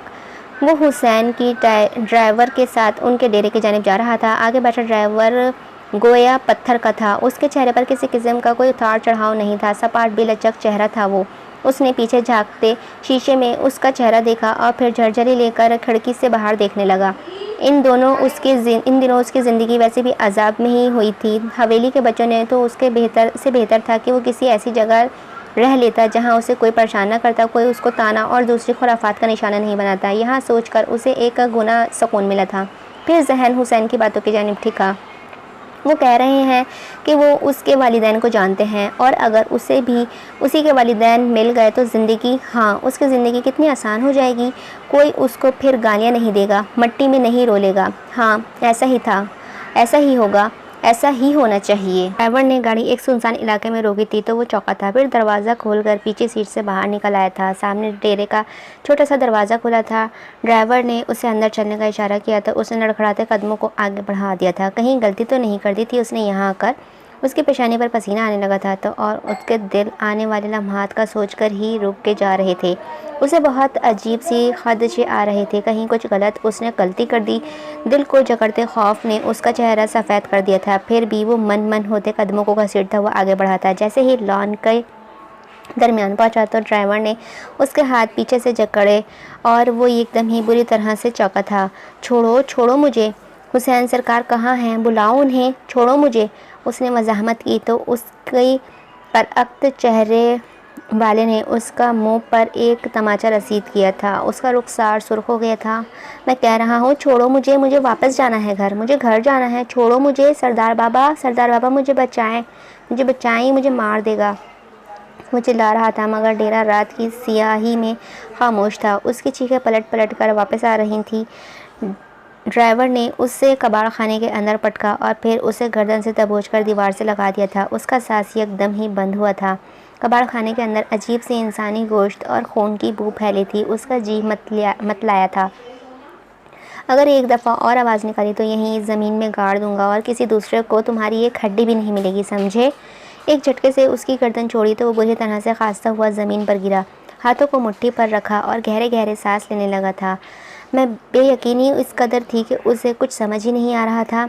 हुसैन सरकार को बुलाओ, हाँफते हुए उसने कहा तो आगे वाले ने उसके चेहरे पर लात मार दी थी। वो एक जानिब लुढ़का। आंखों से गरम गरम आंसू बेइख्तियारी फिसल रहे थे। कोई नहीं आएगा यहाँ, किसी को यहाँ का नहीं पता है। तुम मरोगे और फिर ही यहाँ से निकलोगे, क्योंकि इसी जगह से वो उसके सामने बैठा। उसने आंसू से भीगा चेहरा उठाकर उसे देखा था। कोई भी आज तक जिंदा नहीं बचकर गया है। इस कबाड़ खाने में इंसानी गोश्त की बू तुम्हें इसी नहीं आ रही है क्योंकि यहाँ बहुत से इंसान कत्ल हो चुके हैं। ये कमरा बहुत सी जानों को ख़त्म होते देख चुका है और अब तुम्हारी बारी है। वो एकदम ही उठा तो उसने बेइख्तियार उसके पाँव को थाम लिया। खुदा के लिए मुझे लेकर जाओ यहाँ से, मुझे वापस जाना है सरदार बाबा के पास। खुदा के लिए देखो, तुम्हारी भी तो कोई औलाद होगी ना, तुम्हें इस औलाद का वास्ता, मुझे निकालो यहाँ से। उसके पाँव को थामे वो ज़मीन पर लेटा रो रहा था। उससे बिलख बिलख कर दरख्वास्त कर रहा था। दफ्तन आगे वाले ने पाँव को झटका तो उसका हाथ दूर हुआ। फिर उसने उसके हाथ पर अपना बूट वाला पाँव रख दिया। अल्लाह! एक दिलखराज चीख उसके मुंह से निकली थी। उसकी उंगलियां टूट गई हैं। इसमें रोने की हिम्मत भी बाकी नहीं रही थी। फिर भी आंसू उसके चेहरे से लुढ़क लुढ़क कर कच्ची मिट्टी में जज्ब हो रहे थे। वो शख्स आगे बढ़ा तो उसने अपना हाथ उठाकर देखा था। उसकी उंगलियां सुर्ख हो गई थीं और बहुत बुरी तरह कुचली हुई लगती थीं। उसका पूरा हाथ तकलीफ़ की शिद्दत पर गिरफ्त में आ गया था। घुटनों के बल बैठते उसने अपना कांपता हुआ हाथ सीधा किया था। दर्द इस कदर हो रहा था कि उसकी बर्दाश्त से बाहर होने लगा था। अपनी आस्तीन से उसने अपनी आंखों से गिरते आंसू खुश्क किए मगर वो भल भल बह रहे थे। यकायक दरवाज़ा बंद होने की आवाज़ आई तो उसने चौंक कर चेहरा उठाया था। वो दरवाज़ा लॉक करके आगे बढ़ गया था। वली बेइख्तियार ही उठकर दरवाजे के जाने भागा था। कुचला गया हाथ मुस्तकिल काँप रहा था। उसने दरवाज़ा हाथ से हज़ियानी अंदाज में लॉक घुमाया मगर वो मुकफ़ल था। खोलो दरवाज़ा, बाहर निकालो मुझे। उसके जिस्म में खौफ की लकीर एक शदीद लहर लहराई थी। फिर पल भर को उसका वजूद पसीने में नहा गया था। पीछे तारीक कबाड़ खाना वैसे ही अजीब सी बू के हिसार में था। उसने खुद खौफ से पलटकर पीछे देखा। फिर ज़ोर ज़ोर से दरवाज़ा बजाने लगा। साथ साथ वो चिल्ला भी रहा था, मुझे डर लग रहा है, खुदा के लिए दरवाज़ा खोलो, खोलो दरवाज़ा। आंसू खुश्क हो चुके थे और अब सिर्फ एक जमा देने वाली खौफ था जिसने उसे अपनी लपेट में ले लिया था। कांपता हाथ दर्द की शिद्दत से गोया फटने लगा था। दरवाज़ा खोलो, मैंने कुछ नहीं किया, मैं बेगुनाह हूँ, मेरा इस सब में मेरा कोई कसूर नहीं है। दरवाज़ा खोलो। उसने ज़ोर ज़ोर से दरवाज़ा पीटा था। आंसू अब फिर से बह रहे थे इसी रवानी से। खोलो दरवाज़ा, कोई निकालो मुझे यहाँ से। उसे लगा उसके जिस्म पर कुछ चल रहा है। उसने बेसाख्ता ही खुद पर से इस मकरू कीड़े को हटाया था। वो उंगली जितना लंबा सियाह सा कोई जानवर था। उसने अपना हाथ ज़ोर ज़ोर से झटका तो वो कीड़ा दूर जा गिरा था। उसने फिर दरवाज़ा बजाया मगर कोई होता तो खोलता ना कोई था ना आया। उसका गला चीख चीख कर अब बैठने लगा था। खौफ से कांपती वली इस कबाड़ खाने में बैठा चला गया था। शदीद खौफ, हाथ के मुस्तकिल दर्द और अजीब सी बू। उसका सर बुरी तरह चकराने लगा था। एकदम ही कुछ उबल कर उसके मुंह से बाहर निकला। झुक कर कै करता वली निढाल होता जा रहा था। उसके हाथ, उसका लिबास, सब कुछ गंदा हो गया था। आंसू अब भी बह रहे थे इसी तेज़ी के साथ। उसने कमीज़ से हाथ रगड़ कर साफ़ किए। सारे कमरे में कै की बहुत गंदी बू फैल गई थी। वो निढाल सा दरवाजे से लग कर बैठा रहा। साथ साथ बंद मुट्ठी दरवाजे पर भी मार लेता था। गला बिल्कुल ख़राब हो गया था चिल्लाने की वजह से। फिर वो उठकर दरवाजे का सहारा लेता हुआ कमरे के मुकाबिल दीवार से आ लगा। उखड़ू बैठकर उसने दोनों घुटनों को सीने से जमा लिया और फिर खौफ से लरजता हुआ वहीं बैठा रहा था। उसका पूरा जिस्म पसीने में भरा ज़लज़लों की जद में था। आज की रात उसकी ज़िंदगी की सबसे तारीक रात थी। हुसैन ने करोफर से कदम कबाड़ खाने की जानिब बढ़ाए और फिर दरवाज़ा जैसे ही खोला, एक बदबू का सैलाब था जो उसके नथनों से टकराया था मगर उसे जैसे कोई फ़र्क ही नहीं पड़ा था। उसने खौफ से लरजते वली को देखा। वली भी चेहरा उठाए उसे ही देख रहा था। उसकी आंखों में इस कदर बेयकीनी थी कि हुसैन पल भर को मुस्कुराया था। फिर राल टपकाते तेज़ दांतों वाले कुत्ते को उसके सामने किया तो वली की आंखें बेयकीनी से गोया फटने लगी। उसने नासमझी से फैली आंखें अब भी हुसैन पर जमी हुई थीं। यकायक वो उठकर खड़ा हुआ। रीढ़ की हड्डी में एक लहर सी गुजरी थी, खौफनाक लहर, सारे जिस्म को बर्फ़ कर देने वाली लहर। तुम्हें यहाँ इसीलिए लाया था कि तुम खामोश, बिल्कुल खामोश से तुम्हें इस वफ़ादार के हवाले करके ख़त्म करवा सकूँ। और देखो, तुम्हें देखकर किस कदर खुश है मेरा जानवर। उसने झुककर कुत्ते की चमकते बालों पर हाथ फेरा तो वली की नज़रों ने उसके कुत्ते तक का सफ़र किया था। उसके दांत बेहद नोकीले थे और आंखें इस स्याही में भी चमक रही थीं। उसका दिल बहुत तेज़ी से धड़क रहा था। आंखों में जमा होते खौफ ने हुसैन को जैसे महसूस किया था। तुमने कहा था कि तुम मुझे हकीकत बताओगे, मुझे मेरी वालिदैन का बताओगे, वो सब बताओगे जिसे सुनने के लिए मैं 14 साल से मर रहा हूँ, लेकिन तुम। उसने एक पल के लिए भी कुत्ते से नज़रें हटाए बगैर साकत से कहा तो हुसैन हंस दिया। उसकी मुकरू हंसी से उसके पूरे जिस्म में कीड़ियाँ चलने लगी थीं। मैं तुम्हें वो सब बताऊंगा, मगर इससे पहले तुमने इस वफादार से बचकर निकलना है। अगर तुम जिंदा बच गए वली, तो मैं तुम्हें सब कुछ सच सच बता दूंगा, कुछ भी नहीं छुपाऊंगा मैं तुमसे। उसने झुककर कुत्ते के गले से पट्टा निकाला और फिर ज़ोरदार दरवाज़ा बंद करता बाहर की जानिब बढ़ गया। अंदर से अब दिल दहला देने वाली चीखें सुनाई दे रही थीं, कुत्ते के भौंकने की, हमला करने की, चीर फाड़ने की। और इस पूरी रात वो इस जानवर से लड़ता रहा था। उसके नोकीले दांतों से उसके जिस्म को बेतहाशा ज़ख्म दिए थे, जो ज़ख्म उसे पर आज भी ताज़ा थे, जिन्हें वो चाहकर भी मिटा नहीं पाया था। अगली सुबह दीवार से लगकर बैठा वली गोया बर्फ़ बना हुआ था। कुत्ता एक जानिब को बेसूद पड़ा था और वो तो जैसे उसके साथ ही मर गया था।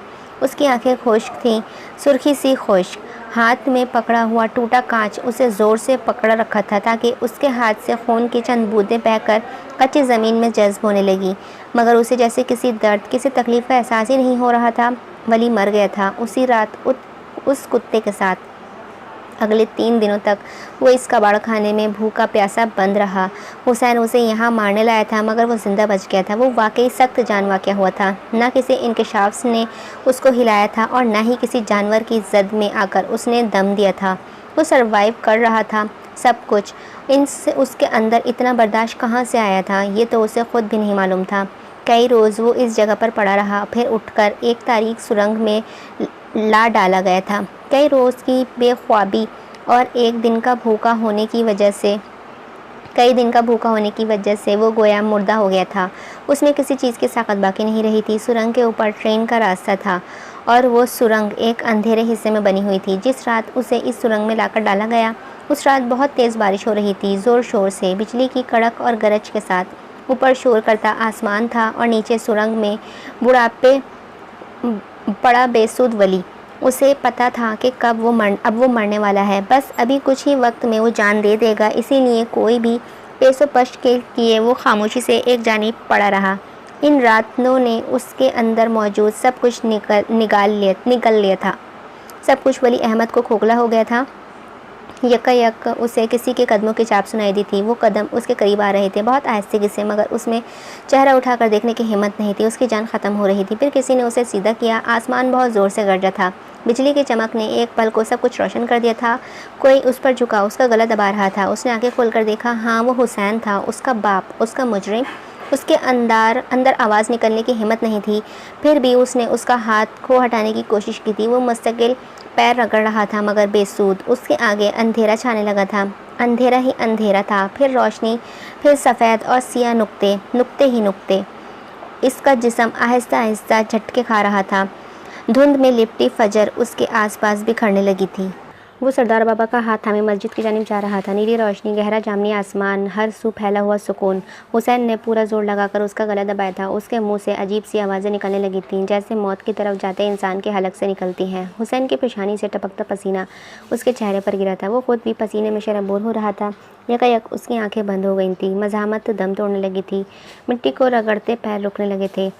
हुसैन के हाथों पर जमे उसके हाथ ढीले पड़ गए थे। वली अहमद ख़त्म हो गया था।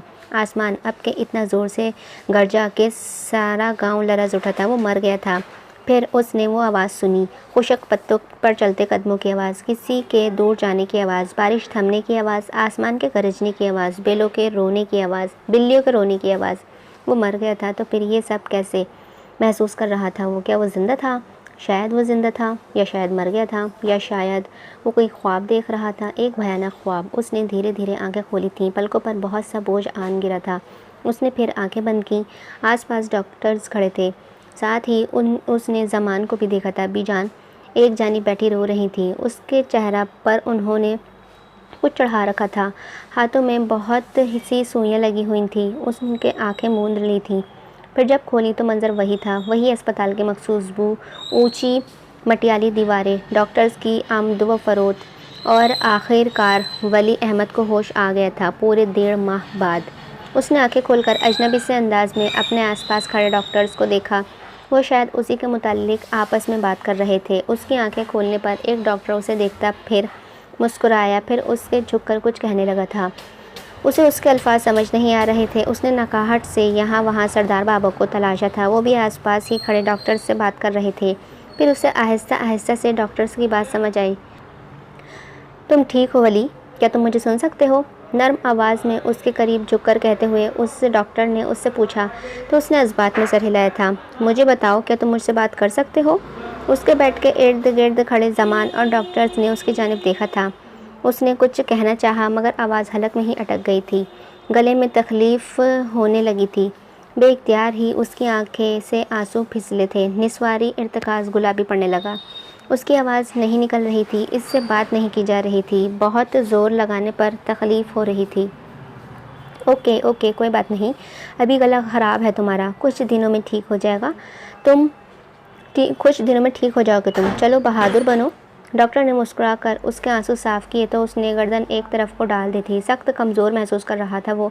ज़मान उसके करीब आए, उसका हाथ थामा। बुरी तरह कुचली गई उंगलियों पर पट्टी बंधी हुई थी। उसके सर पर हाथ फेरे, फिर उसे देखकर मुस्कुराए थे। उसे इनकी आंखों में कुछ चमकता हुआ महसूस हुआ था। शायद वो रो रहे थे। फिर उनकी आंखों से एक आंसू लुढ़क कर उसके हाथ पर गिरा था। उन्होंने लब दांतों तले दबाकर बहुत ज़ब्त किया मगर आंसू उनकी आंखों से तेज़ी के साथ बह रहे थे। वो उन्हें खाली खाली नज़रों से देखता रहा। उसे कुछ भी महसूस नहीं हो रहा था। मुझे लगा क्या मैंने तुम्हें खो दिया है? कुछ देर बाद वो गोया हुए तो वो आवाज़ आंसुओं से लरज़ रही थी। अब वो उन्हें क्या बताता कि वो तो वाकई इस वली को खो चुके थे। मुझे लगा मैंने गलती कर दी तुम्हें दूर भेजकर।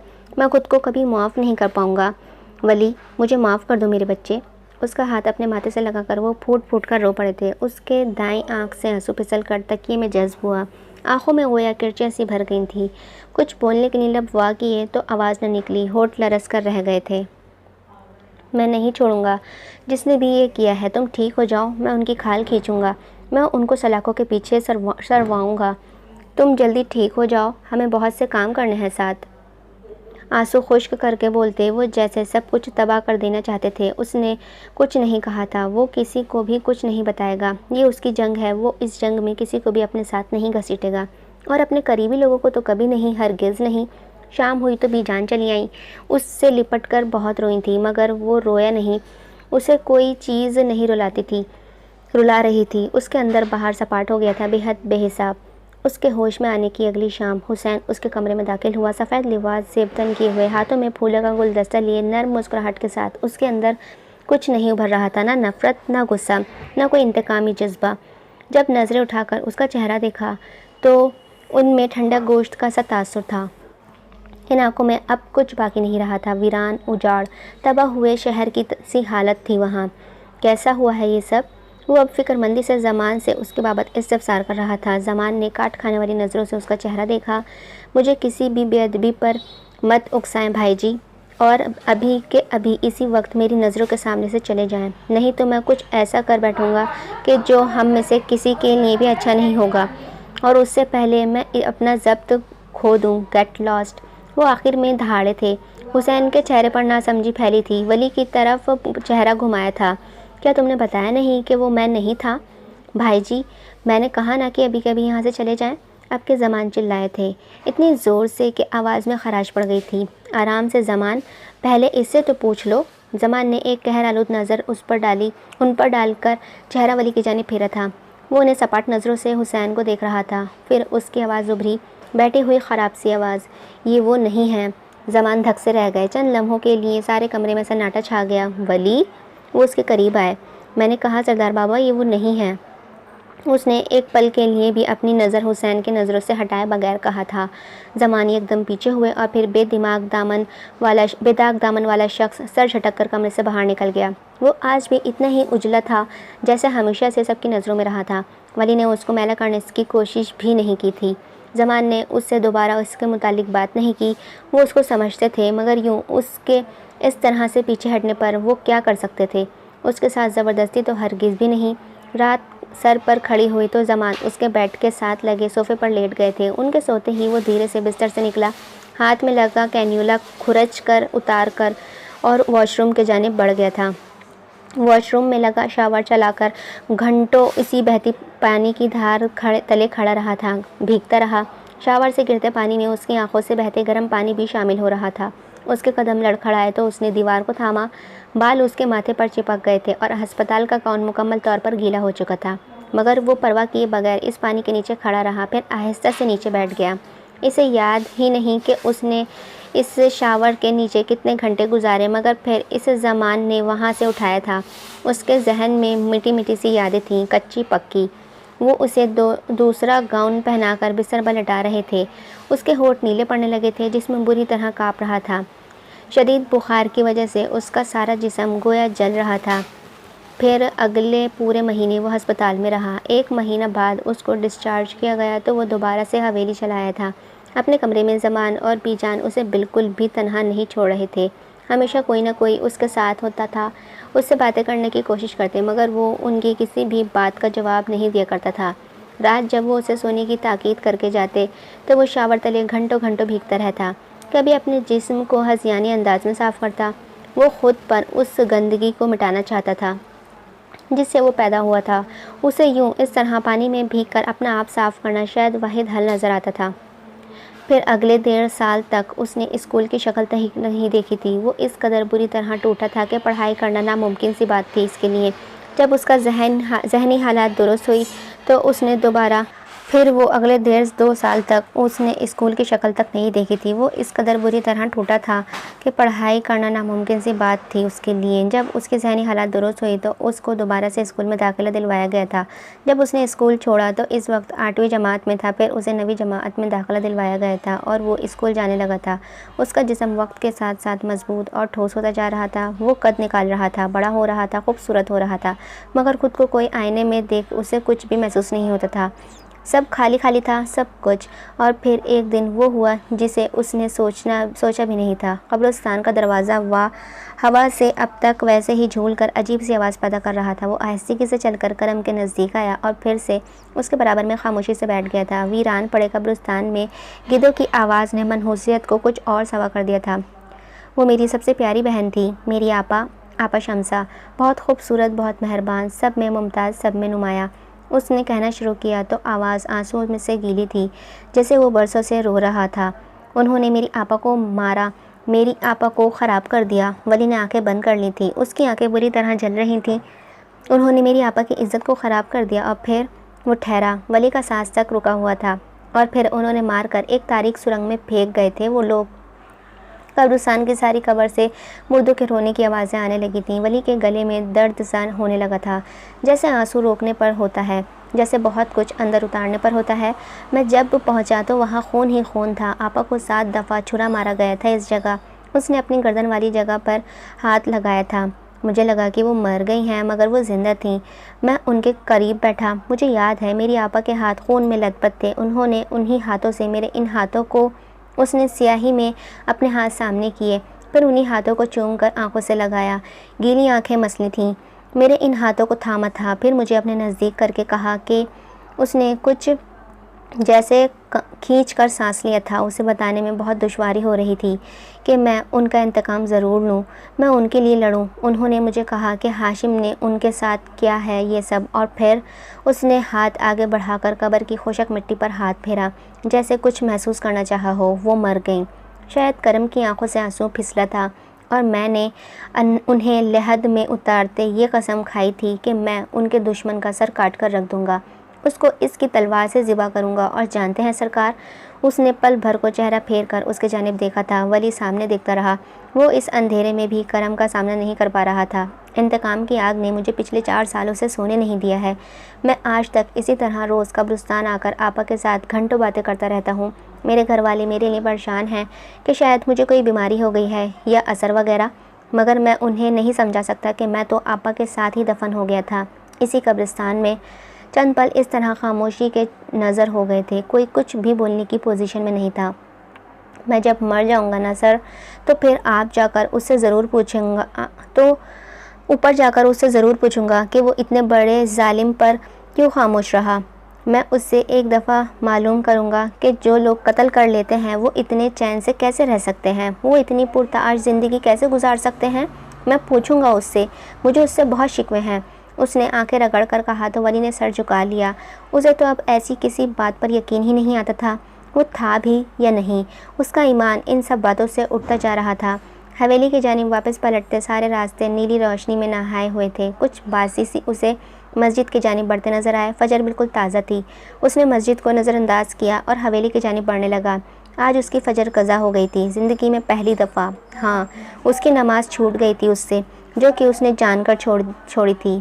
खुदा के वजूद से उसका एतबार उठने लगा था और अब सब कुछ धूल बनता जा रहा था। सब कुछ। उसका दाखिला स्कूल में दोबारा हो गया था और इस दफ़ा उसे नवी जमाअत में दाखिला दिलवाया गया था। अपने स्कूल के बच्चों में वो खासा बड़ा सा लगता था, क्योंकि उसके 2 साल तो वैसे ही ज़ाया हो चुके थे और उसके साथ पढ़ने वाले बच्चे उससे उम्र में 2 साल छोटे थे। क्लास के दौरान ब्रेक हुआ तो वो भी सब बच्चों के साथ क्लास से बाहर निकल आया। बाहर तवील राहदारी के आखिरी सिरे पर मुड़ने के बाद एक तंग सी गली थी, जिससे गुजर कर कैंटीन आया करती थी। उसने भी अपने कदम कैंटीन तक जाते रास्ते पर मोड़े थे और फिर एक रेले के साथ चलता गया था। वहां पहुंचकर उसने देखा ग्राउंड में एक जानिब लड़कों का रश लगा था। उसने नज़रअंदाज के कदम आगे जानिब बढ़ाए, मगर फिर गोया बर्फ़ सा बन गया था। खुले मैदान के एक तरफ लड़के फुटबॉल खेल रहे थे और उससे आगे की जानिब दरमियान में एक जाली के आर पार 2 लड़के बैडमिंटन में मगन थे और मैदान के इस तरफ की क्रिकेट मैच हो रहा था। मगर अब लड़कों के जम गफीर के बाइस उसे कहीं भी मैच नज़र नहीं आया था। मगर फिर उसकी नज़र झंडे के उस पार गिरे लड़के पर पड़ी, जिसके मुंह से खून निकल रहा था और ऊपर से लड़के उसे लातों से बार बार मुंह पर ज़रब लगा रहे थे। उसने सर नफ़ी में हिलाकर गोया खुद को रोका और फिर आगे बढ़ता गया तेज़ कदमों से, मगर फिर उससे बर्दाश्त न हुआ। दांत जमा के उसी तेज़ी के साथ मुड़ा और फिर लड़कों के बनाए हुए हल्के तक पहुंचा था। वो नीचे गिरा था और बख्तियार उसके चेहरे पर मुसलसल अपने जूतों से ठोकरें मार रहा था। उसका खून कनपट्टी में उबलने लगा था। लड़कों के झुंड को गोया चीरता वो मारने वालों के सर पर पहुंचा था और फिर उसने आओ देखा न ताओ बेइख्तियार ही उन पर पिल पड़ा। जो मार रहा था उसको पीछे शर्ट से झपटा और उसे उठाकर दूर फेंक दिया। लड़का सूखा सड़ा सा था, उड़ता हुआ दूसरी जानिब गिरा और फिर घसीटता हुआ दीवार से जा लगा। उसने सुर्ख आंखों से उसके दूसरे साथियों को देखा था और फिर जो भी उसके सामने आया उसने किसी पर रहम नहीं किया। मार कर इन लड़कों को उसने हशर बिगाड़ दिया था। थोड़ी देर बाद लड़के इधर उधर कर रहते हुए ज़मीन पर लौट रहे थे। उसने नीचे गिरे लड़कों को एक नज़र देखा था और सबके दरमियान से निकल आया था। अपने पीछे उसे लड़कों की तालियां बजाने और उसके हक में गोया नारे लगाने की आवाज़ें आई थी, मगर फिर वो परवाह किए बगैर वो आगे बढ़ता गया था। दूसरे दिन जब वो स्कूल आया तो सब नामहसूस तरीके से उसे ही देख रहे थे। उसने कोफ्त से सर झटक कर कदमों को आगे बढ़ाया था। लोगों की नज़रों का मरकज़ बनना उसे कभी भी अच्छा नहीं लगता था। क्लास में सब का ही यही हाल था। उसके पास से गुजरते लड़के उसे मुड़ मुड़ कर देखते थे। उसे अपने किए पर कोई पछतावा, कोई मलाल नहीं था। वो किसी को आइंदा ऐसे देखेगा तो वो उनको इसी तरह मारेगा, 1000 दफ़ा मारेगा। वो अपने सामने कभी भी जुल्म नहीं होते देख सकता था। उसे इस बात का अंदाज़ा नवी जमाअत में हो गया था। ब्रेक हुआ तो वो अपनी सीट से उठकर बाहर की जानिब जाने लगा था। उसका कोई दोस्त नहीं था।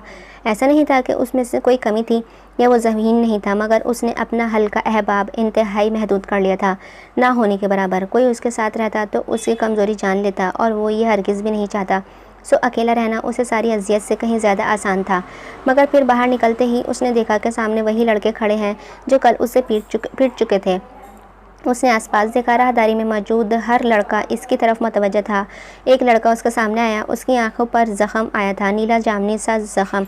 उसकी आंखें सूज कर गोया ज़रा बाहर निकल आई थी। उसने बेतासुर नज़रों से उसकी आंखों से ज़ख़म को देखा था और फिर उसे। दूर पीछे उसके और भी दोस्त खड़े थे, जिनके चेहरों पर भी इसी किस्म के नीले और गहरे जामनी से निशान थे। कल तुमने हमें मारा, ये बात सोचे बगैर कि हम 7-8 थे और तुम एक।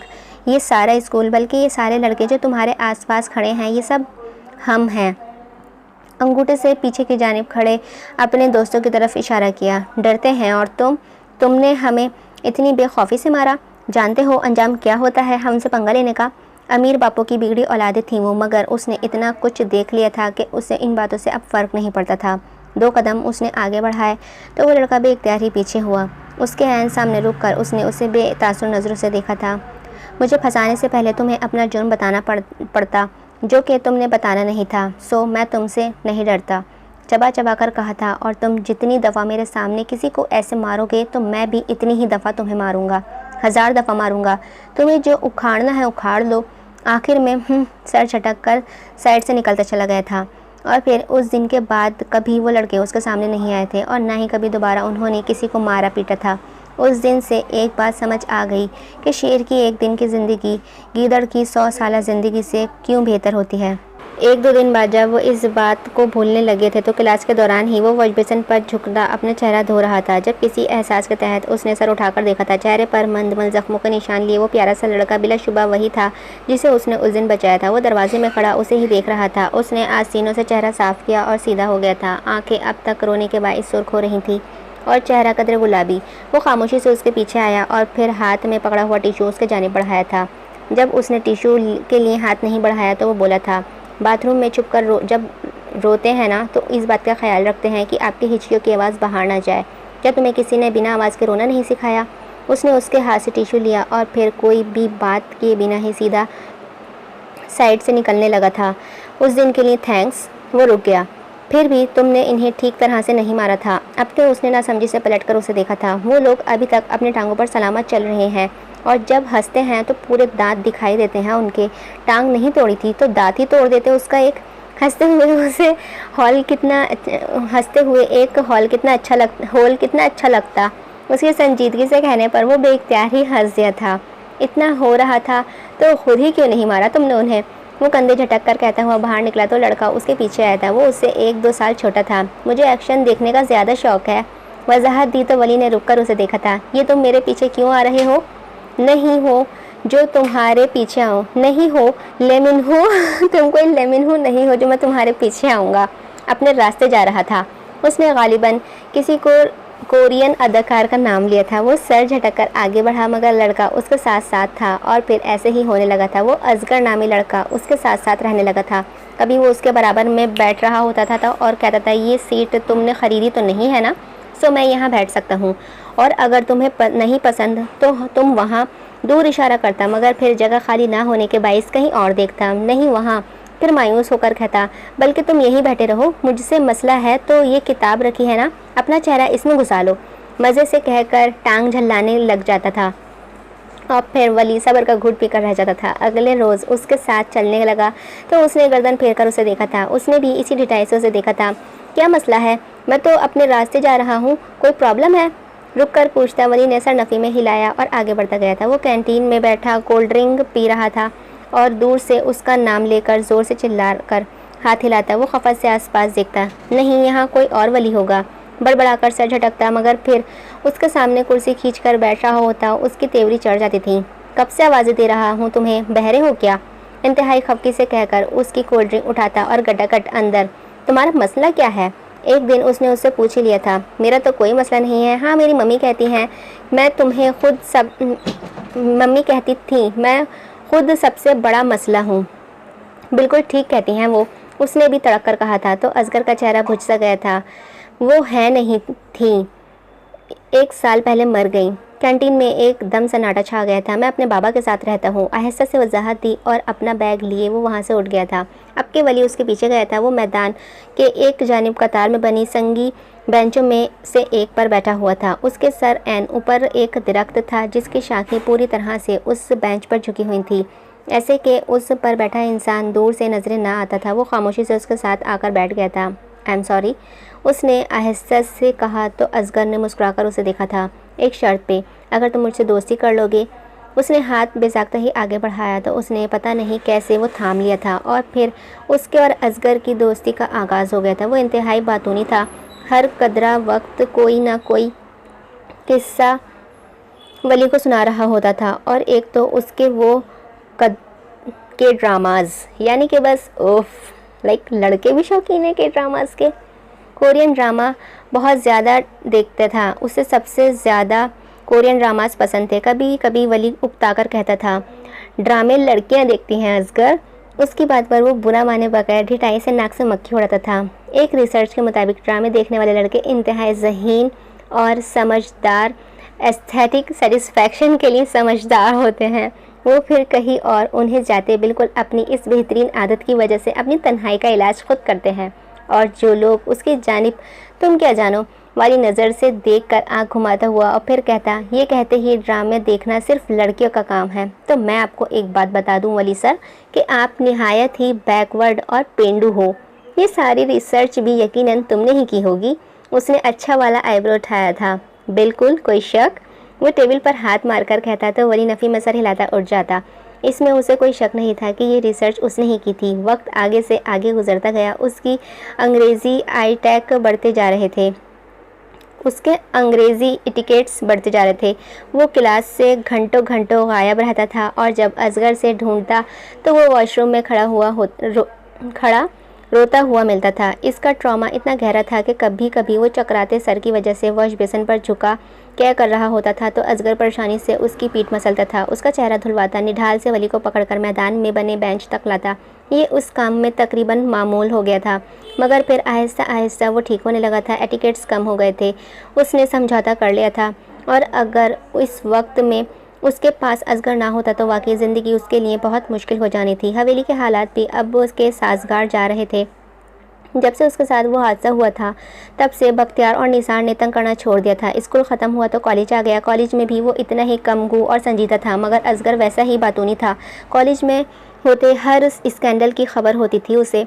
उसकी तबीयत के लिए असगर बिल्कुल ठीक था। वो बोलता था और वली सुनता था। कॉलेज ख़त्म हुआ तो यूनी का दौर आ गया। वो बड़ा होता गया और फिर एक दिन जब वो छत पर बैठा अपने एंट्री टेस्ट की तैयारी कर रहा था तो उसके साथ वो वाक़या पेश आया जिसने उसकी ज़िंदगी बदल दी। अमल उससे 4 साल छोटी थी और इस वक्त फर्स्ट ईयर में थी। वो इस वक्त शायद नहाकर छत पर आई थी। गर्मी होने की वजह से शाम के इस पहर नहाई थी। वली चूँकि एक जानिब रखे झूले पर बैठा हुआ था इसीलिए उसने वली को नहीं देखा था। उसने तौलिए से बालों को आज़ाद किया और फिर एक जानिब को गर्दन घुमाई थी। ढेर सारे बाल घूमकर कमर पर झूल गए थे। वो जो किताब खोले उस पर परमानेंट मार्कर से निशान लगा रहा था। एकदम ही चौकर दूसरी जानिब बनी देवड़ी की तरफ देखने लगा। वो लेमन कलर के नफीस से लॉन सूट में मलबूस बेखबरी से नीचे सब्ज़ाजार को देख रही थी। उसकी आंखें जैसे इन नम से लंबे बालों में उलझ कर रह गई थी। मगर फिर वो एकदम घबरा कर खड़ा हो गया था। उसकी गोद में रखा मारकर नीचे गिरा था, अलबत्ता किताब उसके हाथ में ही थी। ऊपर आवाज़ पर अमल ने चौंकर उसकी तरफ देखा था और फिर उसे देखते ही उसकी शहद रंग आंखें गोया फैल सी गई थी। वली खुश्क लबों पर ज़बान फेरता हुआ गर्दन झुकाए अजीब से मुखमसे में खड़ा रह गया था। उसे आज से पहले ऐसा कभी महसूस नहीं हुआ था। अमल ने उसे देखते ही रुख फेरा और फिर दुपट्टा कंधों पर दुरुस्त किया था। वो भी एकदम अजीब सी हो गई थी। छत पर मौजूद शाम की फ़िज़ाएं कोई एहसास था जो तहलील होने लगा था। कुछ लम्हे यूं ही हवेली पर उतरती शाम में गिरकर पिघलते हुए तो वो खंखार कर आगे बढ़ा। इसी पल वो मुड़ी थी जाने के लिए। वो और एकदम वो दोनों एक दूसरे के बिल्कुल मुकाबिल आ गए थे। वली की निस्वानी आंखों में कम उम्री की मासूमियत थी और अमल वो तो जैसे उसे इतने करीब से देखकर कुछ बोलना ही भूल गई थी। ज़बान के अल्फाज तो बाद में आने थे मगर उसके तो आंखें ही गोया वली की आंखों पर साकत हो गई थी। खामोशी से वो कब वली के दिल में उतरी थी उसे पता ही नहीं चला। वो चंद पल थे, चंद लम्हे, फिर वो एकदम चौंक कर एक तरफ हुआ तो उसी वक्त अमल उसकी तरफ आई थी और फिर से मुकाबिल आ गए थे। एक बार फिर से वो दूसरी तरफ हुआ तो अमल भी उसी तरफ हुई थी। सब कुछ गैर इरादी था, इतनी तेज़ी से हो रहा था कि वो दोनों भौंकला गए थे। फिर वली ने जैसा गहरा सांस लेकर हाथ उठाए। अमल की गर्दन में गिल्टी उभर कर मदूम हुई थी।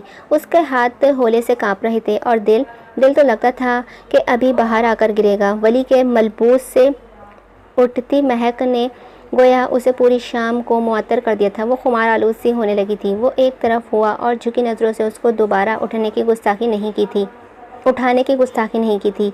वो तकरीबन भागती हुई जीनों की तरफ बढ़ी थी। भागने से उसके सिया लंबे बाल कमर पर झूल झूल कर जाते थे।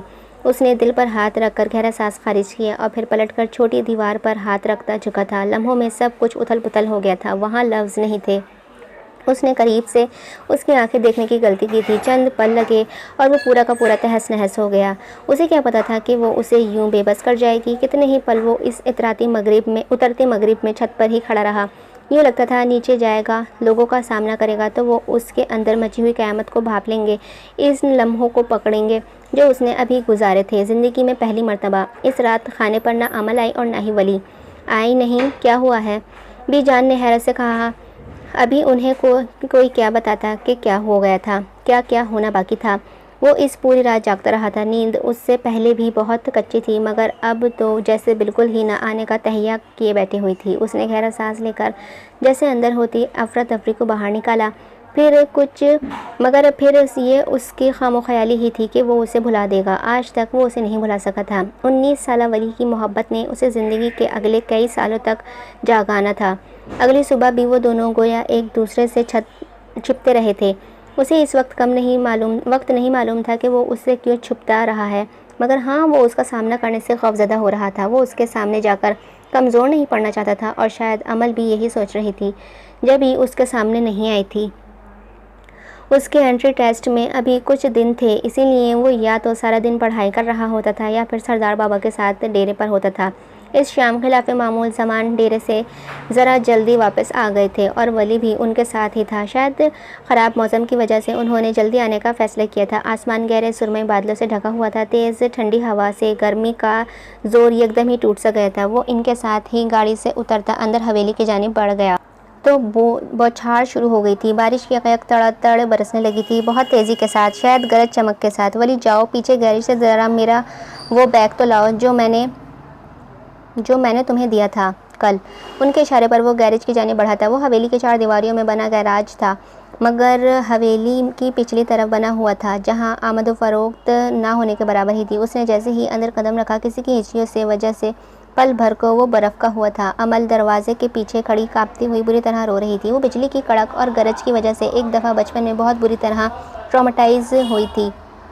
वली को याद था, मगर इस ट्रॉमा का असर अब तक होगा, उसका अंदाज़ा वली को नहीं था। उसकी हिचकियों को सुनता वो एकदम ही दरवाजे के पीछे उसके सामने गया तो वो दोनों हाथों से चेहरा ढके लरज़ रही थी। हर गरज के साथ ही बुरी तरह घबरा जाती थी। अमल बीवी, इस आवाज़ पर उसने झटका खाकर सर उठाया था। गाल और आंखें रोने के बाइस गुलाबी पड़ रही थी, और आंखें, उफ, इनमें इतना पानी जमा हुआ था कि वली को लगा कि वो बह जाएगा। वो बेइख्तियार ही उसके नज़दीक आई थी। मुझे बहुत डर लग रहा है वली, मुझे यहाँ से लेकर जाएं। उसने उसके नम आस्तीन को अपनी मुट्ठी में जकड़ा था। जी बीबी, आप डरे नहीं, कुछ नहीं है, बारिश अभी थम जाएगी। बामुश्किल उसने नज़रें हटाकर उससे आहिस्ते से कहा था, आप इस वक्त यहाँ क्या कर रही थी? उसने बात बराए बात की थी। वो हद दर्जा खौफज़दा थी। होले होले उसका नाजुक वजूद काँप रहा था। मुझे भी जान ने भेजा था यहाँ, उनका कोई पुराना सामान यहाँ रखा था। मैं ढूंढ रही थी, मगर फिर एकदम से बारिश शुरू हो गई और ये गरज बादल एकदम ही ज़ोर से गरजे थे। लगता था आसमान गिर पड़ेगा। अमल की बेसाख्ता ही चीख निकली। उसका बाजू ज़ोर से थामा। उसने गहरा सांस लेकर उसे देखा था। वो उसका बाजू पकड़े तकरीबन उससे लगी खड़ी थी, मगर इस करीब गुर्बत में भी उसे ख़ास फासला था। कुछ नहीं है, अभी देखें, बारिश रुक जाएगी, चलो आपको हवेली लेकर। एकदम उसने कदम बढ़ाए तो अमल ने बेसाख्ता ही रोका था। आंसुओं के निशान उसके रुखसारों पर मौजूद थे। अभी नहीं, प्लीज़, बारिश रुक जाए फिर लेकर जाइएगा मुझे। अभी बारिश बहुत तेज़ हो रही है।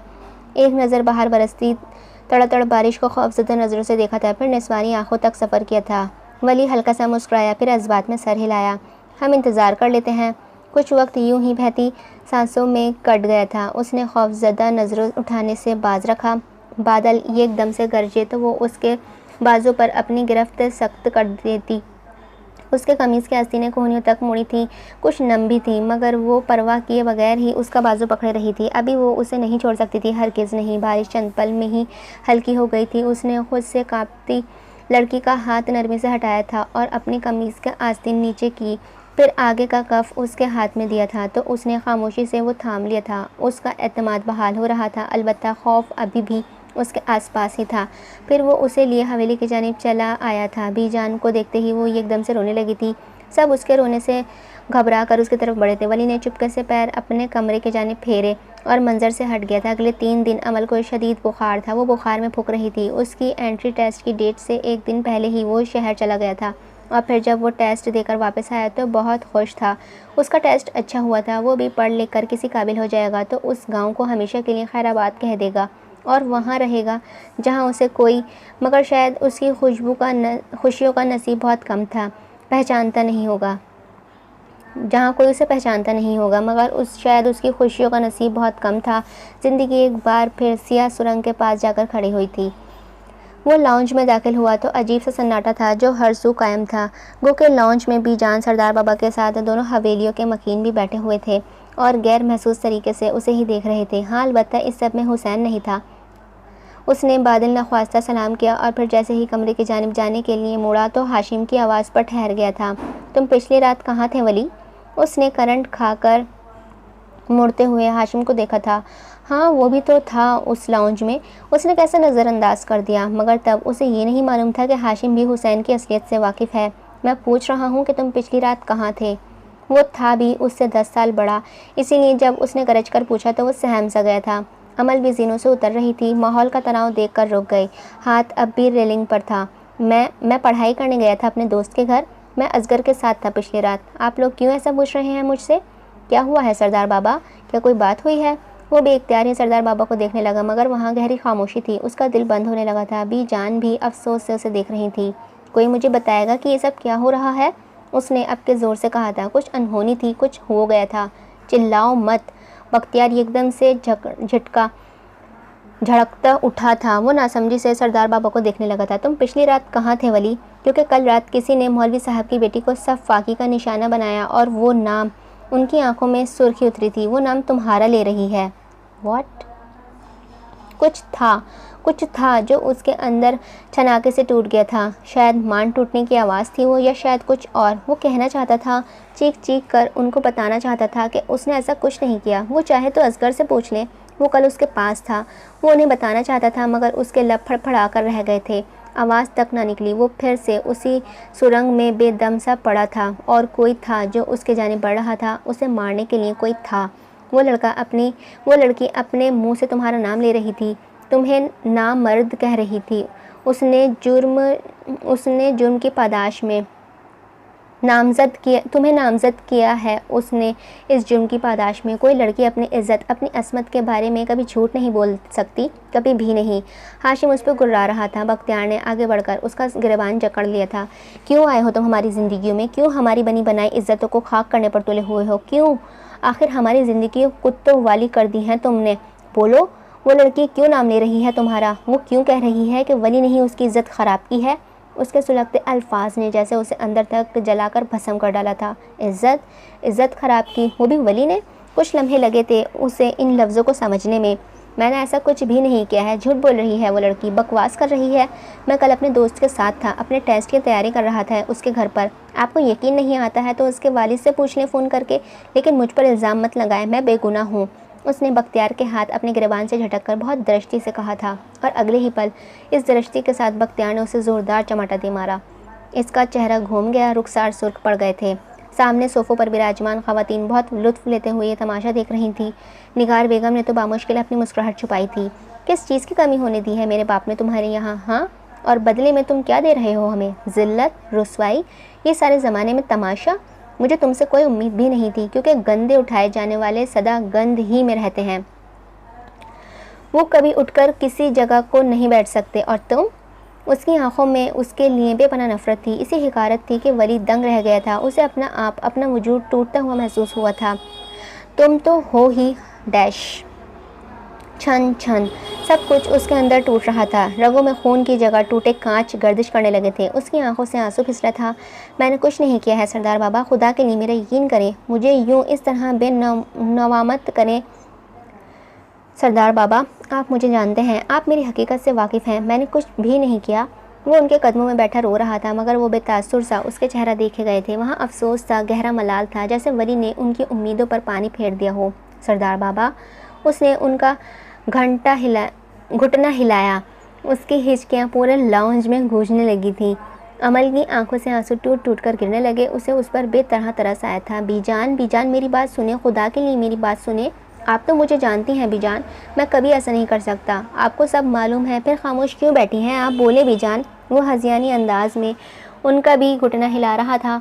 बीजान ने देखकर दुख से जैसे ही उसके चेहरे पर हाथ फेरना चाहा, हाशिम ने उसे खींचकर खड़ा किया। बीजान का हाथ हवा में ही मुताल्लिक रह गया था। तुमसे बात करेंगी अब थाने में, पुलिस, चलो। वो उसे घसीटता हुआ बाहर की जानिब बढ़ रहा था और मुसलसल चिल्ला रहा था कि उसने ऐसा नहीं किया है, वो ऐसा नहीं कर सकता, वो कभी ऐसा नहीं करेगा। वो सरदार बाबा को पुकार रहा था, बीजान को आवाज़ें दे रहा था, और बीजान दिल के हाथों मजबूर होकर दरवाजे तक आई भी थी, मगर वो कुछ नहीं कर सकती थी। वो रोता रहा। मेरी बात सुने, खुदा के लिए मेरी बात सुने, मैं बेगुनाह हूँ, खुदा की कसम मैं बेगुनाह हूँ, मैंने कुछ नहीं किया बीजान, मैंने कुछ नहीं किया, मैं बेगुनाह हूँ, मेरा इस सब में कोई कसूर नहीं है सरदार बाबा। वो इसी तारीख कोठरी में दोबारा पहुँच गया था और दरवाज़ा ज़ोर ज़ोर से बजा कर कह रहा था कि उसका कोई कसूर नहीं है, वो अपनी मर्ज़ी से पैदा नहीं हुआ है, उसने अपने वालिदैन से नहीं कहा था कि उसे पैदा करें।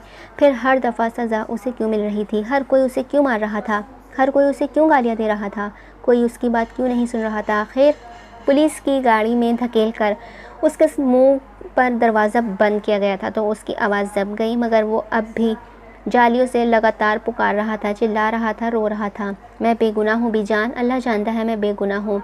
उसके आंसुओं से भीगती थकी सी आवाज़ बीजान के दिल कांपा।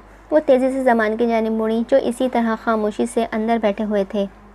खुदा के लिए इस बच्चे की एक दफ़ा बात तो सुन लें आगा जान, आपने तो इसे अपनी सफाई में कुछ कहने के लिए एक दफ़ा भी मोहलत नहीं दी, एक लफ्ज़ नहीं सुना आपने ज़मान। मैं जानती हूँ मेरे वली को, वो नहीं है ऐसा, खुदा के लिए कुछ करें। उनका दुहाई पर निगार बेगम ने सर झटक कर उनके गिरते आंसू को देखा था। हराम हराम होता है ज़मानी, और जो इसे हलाल करना चाहे वो भी अपनी कोशिश में नाकाम होते हैं। तुम जो भी कर लो वो एक गंदे खून की पैदावार था और गंदे खून की पैदावार ही रहेगा। नखूद से कहकर चादर सर पर डालते वो दरवाजे की जानिब बढ़ी तो अर्जुमंद लड़कियां और हसन भी उन्हीं के साथ ही पीछे हो लिए थे। ज़मान ने ज़ब्त से गहरा सांस लिया और फिर जाने के लिए उठकर खड़े हुए थे। जीनों पर वो खड़ी थी, मंजमंद हुई। क्या कसूर था उसका बाबा? जब बोली तो आवाज़ ज़ख्मी थी और आंखें दहक रही थीं गम से, गुस्से से। यही ना कि वो इस दुनिया में अपनी मर्ज़ी से नहीं आया, यही ना कि उसके नाम के साथ उसके बाप का नाम नहीं लगा था, यही ना कि वो उसकी आवाज़ कांपी थी, रेलिंग पर जमा हाथ पसीने में नहा गया था कि वो नाजायज़ है। लेकिन कहाँ है इसका कसूर बाबा, कहाँ है इसकी गलती, कहाँ गुनाहगार है बाबा वो? मुझे तो उसकी कोई कोताही, कोई गुस्ताखी नज़र नहीं आती है। मैं तो आपसे उम्र और तजुर्बे में बहुत पीछे हूँ। फिर जो मुझे दिख रहा है वो आपको क्यों नज़र नहीं आ रहा? आप कैसे आंखें बंद कर सकते हैं? कैसे कोई इतना अंधा हो सकता है? कर्ब से बोलते बोलते उसकी आवाज़ फटने लगी थी। अमल, ये तुम किस लहजे में बात कर रही हो बाबा से? बख्तियार ने उसे झड़का था, मगर उसे देखकर वो तल्खी से मुस्कुराई थी। और भाई जी आप तो बात ही नहीं करें। आपने तो सारी उम्र उससे नफ़रत में गुजारी है, सारी ज़िंदगी उसको गुनाह की सज़ा दी है आप सब ने। उसने हवेली के लड़कों की जानिब हिकारत से इशारा किया था। इस गुनाह की सज़ा भाई जी जो उसने किया ही नहीं था, जो गलती उसने की ही नहीं थी, उसकी सज़ा काट रहा है वो अब तक। और आप सब गुनाहगार हैं उसके। अल्लाह जब उस बड़े दिन में आपको उठाएगा ना भाई जी, तो आपके पास कोई जवाब नहीं होगा। आप सब की गर्दनें झुकी हुई होंगी और चेहरे सिया पड़ रहे होंगे। बस बहुत हो गया, क्या बकवास लगा रखी है तुमने? हाँ, वो गुनाहगार है और हर लड़की की असमत, और उस लड़की की इसमतदारी की है उसने। उस लड़की ने खुद इकरार किया है इस बात का। तुम ऐसे बस करें और अल्लाह के अज़ाब से डरें भाई जी। कौन कितना सच बोल रहा है और कितना अच्छा झूठ, मेरे ख्याल से ये मैं आपको नहीं बताऊं तो बेहतर होगा। और वो लड़की, मैं भी देखती हूँ कि उसका ये ढोका सिला कब तक चलता है। ढकोसला कब तक चलता है। मैं भी देखूंगी कि वो किस हद तक जा सकती है। और आप सब भी कान खोलकर सुन लें कि किसी की ज़िंदगी को अजाब बनाने वाले कभी सुख की ज़िंदगी नहीं गुजार सकते। अमाल होते हैं और इनके नताइज पलट कर आते हैं। आप सब इंतज़ार करें अपने किए को काटने का, क्योंकि इस दुनिया का बादशाह बहुत बड़ा मुनसिफ है। वो अपनी ज़मीन पर जुल्म एक हद तक ही बर्दाश्त करता है भाई जी, और जब वो गुस्से में आता है ना तो मजबूत घरों वाली कौमों की ज़मीन तक पलट देता है। बेशक कुछ नहीं बचता, कोई नहीं बचता। और जो वो कर रहा है उस पर तुम्हें अल्लाह कुछ नहीं करेगा। सारा अजाब हमारे लिए रह गया है क्या? बाहर से आते हाशिम ने उसकी बात से इस्तज़ाइया सर झटका था। अमल ने नफ़रत से उसके वजूद को देखा था। हाँ, मेरे अल्लाह का अजाब आप ही लोगों के लिए हैं, आप ही जैसों के लिए हैं हाशिम भाई। और मुझे ये कहते हुए कोई खौफ नहीं है कि आप सब एक ही जैसे हैं। इस सारी साजिशों की डोरें आप ही लोगों ने संभाल रखी हैं, तो ख़रीदें, सारी दुनिया ख़रीद लें। लेकिन वो मुस्कुराई थी, ऐसी मुस्कुराहट जिससे हाशिम का चेहरा सुर्ख हुआ था। ज़मान अब तक उसे यकटक देख रहे थे। एकदम उन्हें एहसास हुआ कि उनसे वाकई ज़्यादती हो गई है। वो चाल चलते हैं और अल्लाह चाल चलता है, और अल्लाह बेहतरीन चाल चलने वाला है।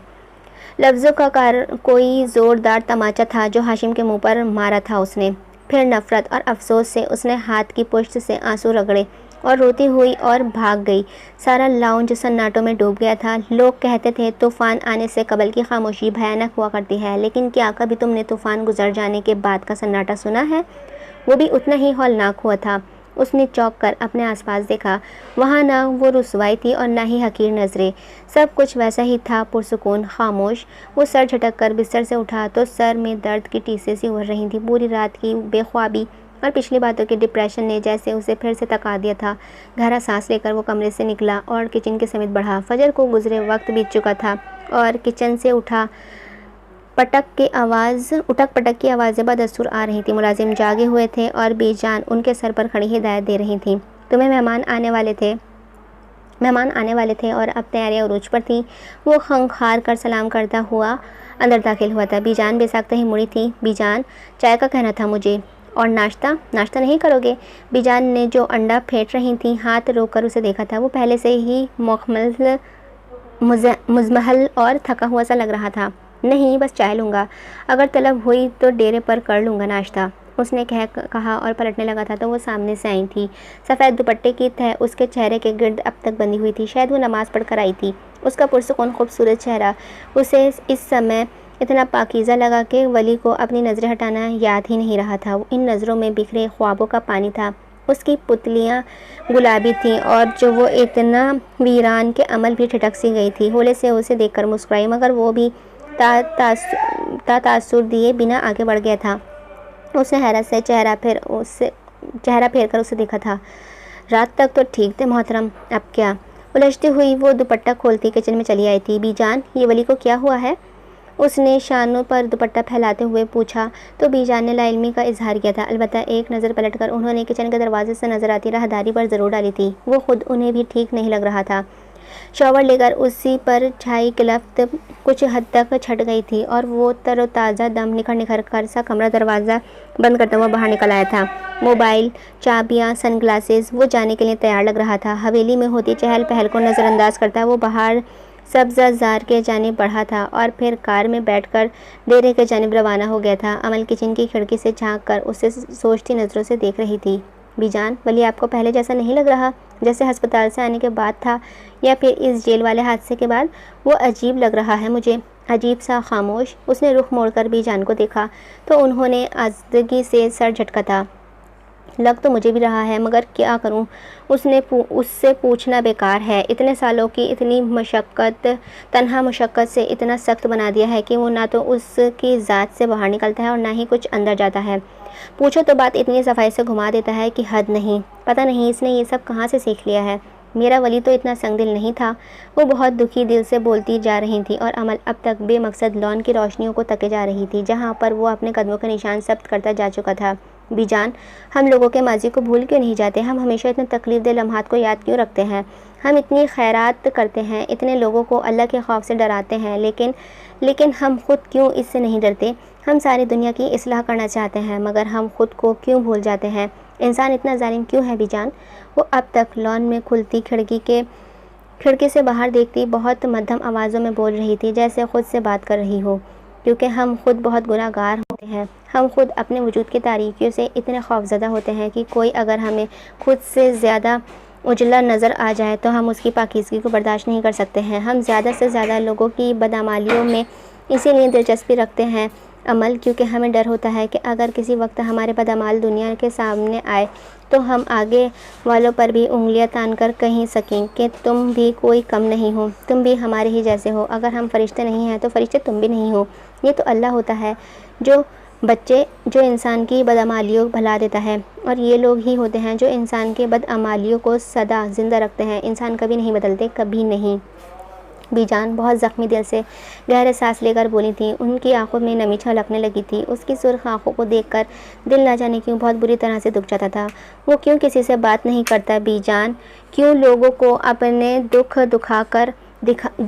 दिखाकर हमदर्दी नहीं समेटता? क्यों इतना सब कुछ अपनी ज़ात के अंदर रखता है? वो उनकी जानिब घूमी थी।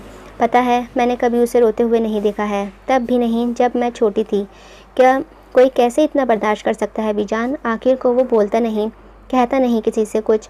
लोग उसे इतना सुनाकर चले जाते हैं और वो एक दफ़ा भी पलटकर उन्हें ये तक नहीं कहता कि वो बेकसूर है। क्यों करता है वो ऐसा? उसका गला बोलते बोलते रुंधने लगा था। बीजान ने उसके सभी चेहरे पर हाथ फेरा और मुस्कुराया था। वो वली है अमल, उसने खुद को अजियत देने का अहद कर रखा है।